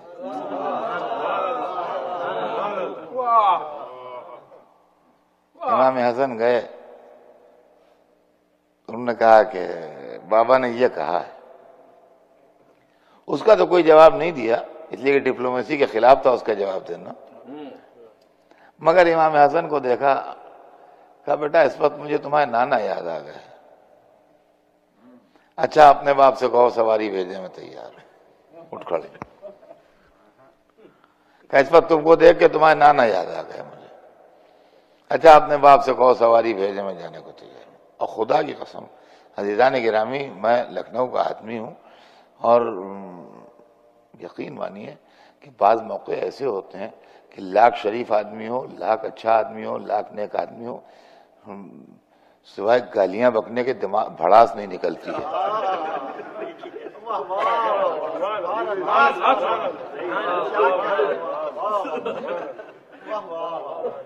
میں خوابوں کی دنیا میں نہیں رہتا ہوں، زندگی میں رہتا ہوں۔ بعضی حرکتیں آدمی کے ساتھ ایسی ہوتی ہیں کہ بغیر گالیاں دیے تسلی نہیں ہوتی۔ دشمنان علی نے علی کے ساتھ ایسی حرکتیں کی ہیں کہ خالی عربی فارسی میں لعنت وانت کر کے کچھ تسلی ہوتی نہیں ہے۔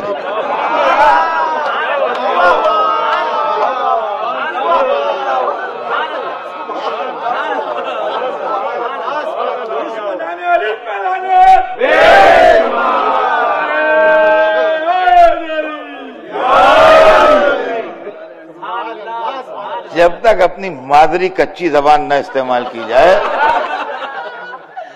جب تک دل کی تسلی نہیں ہوتی، مگر مجبوریاں ہیں، تہذیب کی مجبوری ہے، ممبر کی مجبوری ہے، موقع کی مجبوری ہے، وہ تمام چیزیں آدمی کو جکڑ بند کیے میں کٹہرے میں شیر بند ہے، وہ کیا کرے، کچھ نہیں کر سکتا۔ حضرات سنیے گا، خدا کی قسم، میں مولا علی اور امام حسن، یہ دو امام ایسے ہیں کہ مولا علی کے آخری حالات جو ہیں اور امام حسن کے حالات، یہ میں ایک سیٹنگ میں پڑھ نہیں پاتا ہوں۔ میرا بلڈ پریشر ہائی ہونے لگتا ہے، مجھے ایسا ٹینشن ہونے لگتا ہے کہ میں سمجھتا ہوں مجھے کوئی مصیبت نہ آ جائے، کوئی بیماری نہ ہو جائے، میرا ہیمریج نہ ہو جائے، میں کتاب بند کر کے رکھ دیتا ہوں، کربلا پڑھ لیتا ہوں آرام سے، آنسو بہتے جاتے ہیں، پڑھتا جاتا ہوں، میں اس میں کتاب بند نہیں کرتا ہوں۔ لیکن امام حسن کے حالات جب پڑھتا ہوں اس وقت، اور مولا علی کے آخری دور کے حالات جب پڑھتا ہوں، تو اس وقت اتنا ٹینشن ہوتا ہے کہ میں ڈرتا ہوں کہ اگر میں ایسے پڑھتا رہا تو میرے برین کی رگ نہ پھٹ جائے، ہیمریج نہ ہو جائے ٹینشن سے، تو میں کتاب بند کر کے رکھ دیتا ہوں، سگریٹ سلگا لیتا ہوں، نکل جاتا ہوں، کہیں چلا جاتا ہوں، کسی سے بات کرنے لگتا ہوں کہ دماغ ادھر سے ادھر ہو جائے۔ اب سنیے، آپ کو میں ایک قصہ سناتا ہوں خالی۔ اتنے احترام و عزت کے ساتھ جب وہ جانے پر تیار ہوئیں تو مولا علی نے ان کے پروٹیکشن کے واسطے ایک لشکر ساتھ کیا ان کے، جس کے اندر جتنے جوان تھے وہ سر سے پیر تک لوہے میں ڈوبے ہوئے، جن کے جسم کا ایک رویاں نہیں دکھائی دے رہا تھا، سر سے پیر تک زرہیں، ہاتھوں میں لوہے کے آہنی دستانے، چہرے پر لوہے کی جالیاں نقاب میں، اس طرح کا دستہ تھا کہ جو حفاظت کے ساتھ لے جا کے مدینے میں پہنچا ہے۔ یہ دستہ معظمہ کے ساتھ چلا ان کے پروٹیکشن کے لیے، ان کو لیے ہوئے، اور بصرے سے لے کے مدینے تک ان کے ساتھ رہا،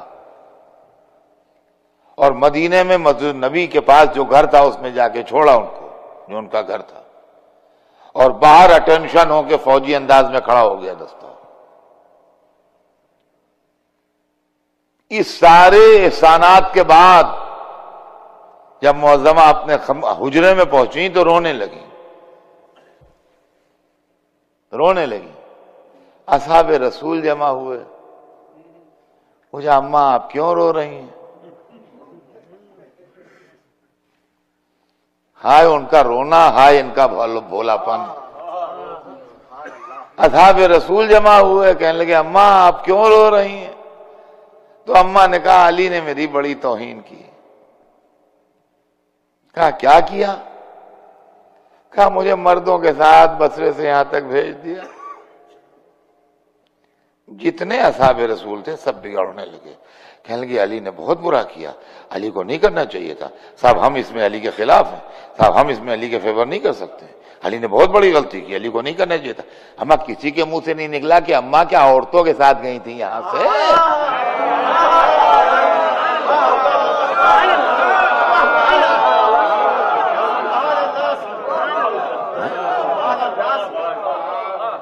کوئی منہ سے اتنا نہیں پھوٹا کہ اماں آپ جو گئی تھی کیا خواتین کے ساتھ گئی تھی جو علی نے مردوں کے ساتھ بھیج دیا؟ اور مسجد النبی میں ادھر ان کے رونے میں ہچکیاں بندھی ہوئی ہیں، اور ادھر مسجد النبی میں لوگ علی کے خلاف بیٹھے ہوئے لال پیلے ہو رہے ہیں کہ علی کو یہ نہیں کرنا چاہیے تھا، علی کو زیب نہیں دے دیتا، علی کی یہ حرکت ٹھیک نہیں ہے۔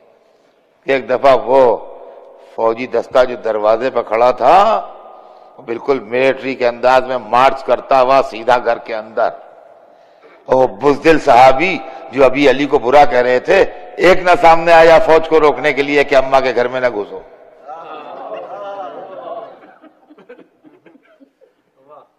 اور وہ پورا دستہ مارچ کرتا ہوا گھر کے اندر، اور جب وہ گھر کے اندر پہنچا تو اب جا کے انہوں نے پہلی مرتبہ پورے سفر میں اپنی نقابیں الٹی، اور اب جو اپنے چہرے سے لوہے کی نقابیں الٹی تو ان لوگوں نے کہا کہ اماں ہم آپ کے بیٹے نہیں ہیں، بیٹیاں ہیں۔ وہ سوڈانی عورتیں نہیں 6-6 فٹ کی جو لیڈیز فورس مولا علی نے بھیجا تھا ان کے پروٹیکشن کے بعد۔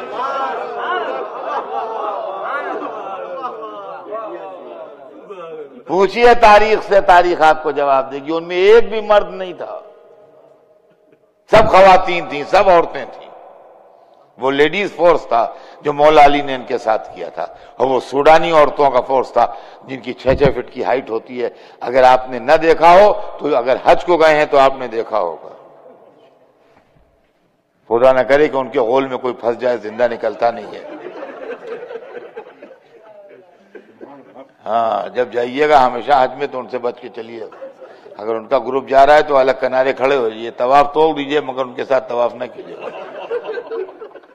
ورنہ آخر میں جا کے حشم حیات گل ہونے کے اندیشے قوی ہیں.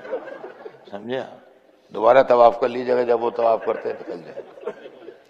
وہ 6 فٹ کی عورتیں نہیں، اور وہ تمام کے تمام لوہے میں بالکل غرق تھیں. اب یہ سوچئے یہ دشمنی حیدر کرار اتنے کرم کے بعد اور اتنے احترام کے بعد اور اتنی عزت کے بعد یہ حرکت ہو رہی. عزیزان گرامی یہی شکوہ ہے کہ علی دشمن کے ساتھ سلوک کا ایک نمونہ قائم کر گئے تھے، اس کے بعد بھی آل رسول کے ساتھ کیا ہوا؟ کیا امت کا یہ تقاضا نہیں تھا کہ اگر حسین سے لڑے بھی تھے تو بعد حسین سیدانیوں کو پورے عزت و احترام کے ساتھ مدینہ واپس بھیجوا دیا جاتا؟ آپ انصاف سے بتائیے. ٹھیک ہے حسین سے لڑائی تھی، اختلاف تھا، لڑائی ہوئی، لیکن کیا اس لڑائی کا مطلب یہ تھا کہ بیویوں کے بازو باندھے جائیں؟ عزیزان گرامی اگر حسین کو شہید کرنا امت کے ظالم ہونے کی دلیل ہے تو زینب کو اسیر کرنا امت کے بے حیا ہونے کی دلیل ہے. اور ظالم ہونا جو ہے وہ اور بات ہے، اور بے حیا ہونا جو ہے وہ اس سے بدتر ہے. رسول کی نواسیوں کے بازو بندھے ہوئے، زینب کبریٰ کا سر کھلا ہوا، رسول زادیاں دربار عام میں بے پردہ، بلوہ عام میں بے پردہ، بازاروں میں بے پردہ، بازار سجائے جا رہے ہیں.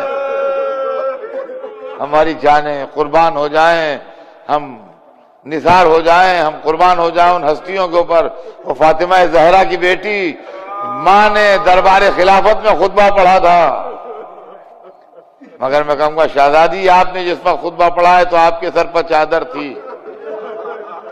شہزادی آپ نے جب خطبہ پڑھا ہے تو آپ کے پاس حیدر کرار کھڑے تھے. شہزادی آپ نے جب خطبہ پڑھا ہے تو آپ کے دونوں پہلوؤں میں آپ کے دونوں صاحبزادے کھڑے تھے.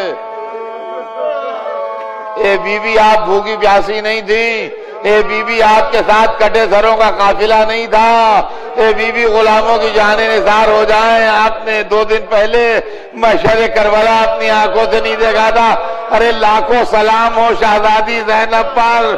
بازار کوفہ بھرا ہوا، چاروں طرف نامحرموں کا ہجوم، زینب خطبہ پڑھ رہی ہے، سر حسین قرآن کی تلاوت کر رہا تھا، ایک ملونہ نے پتھر مارا. ارے حسین کے سر پر پتھر پڑا، زینب نے سر چوبے محمل بدے مارا.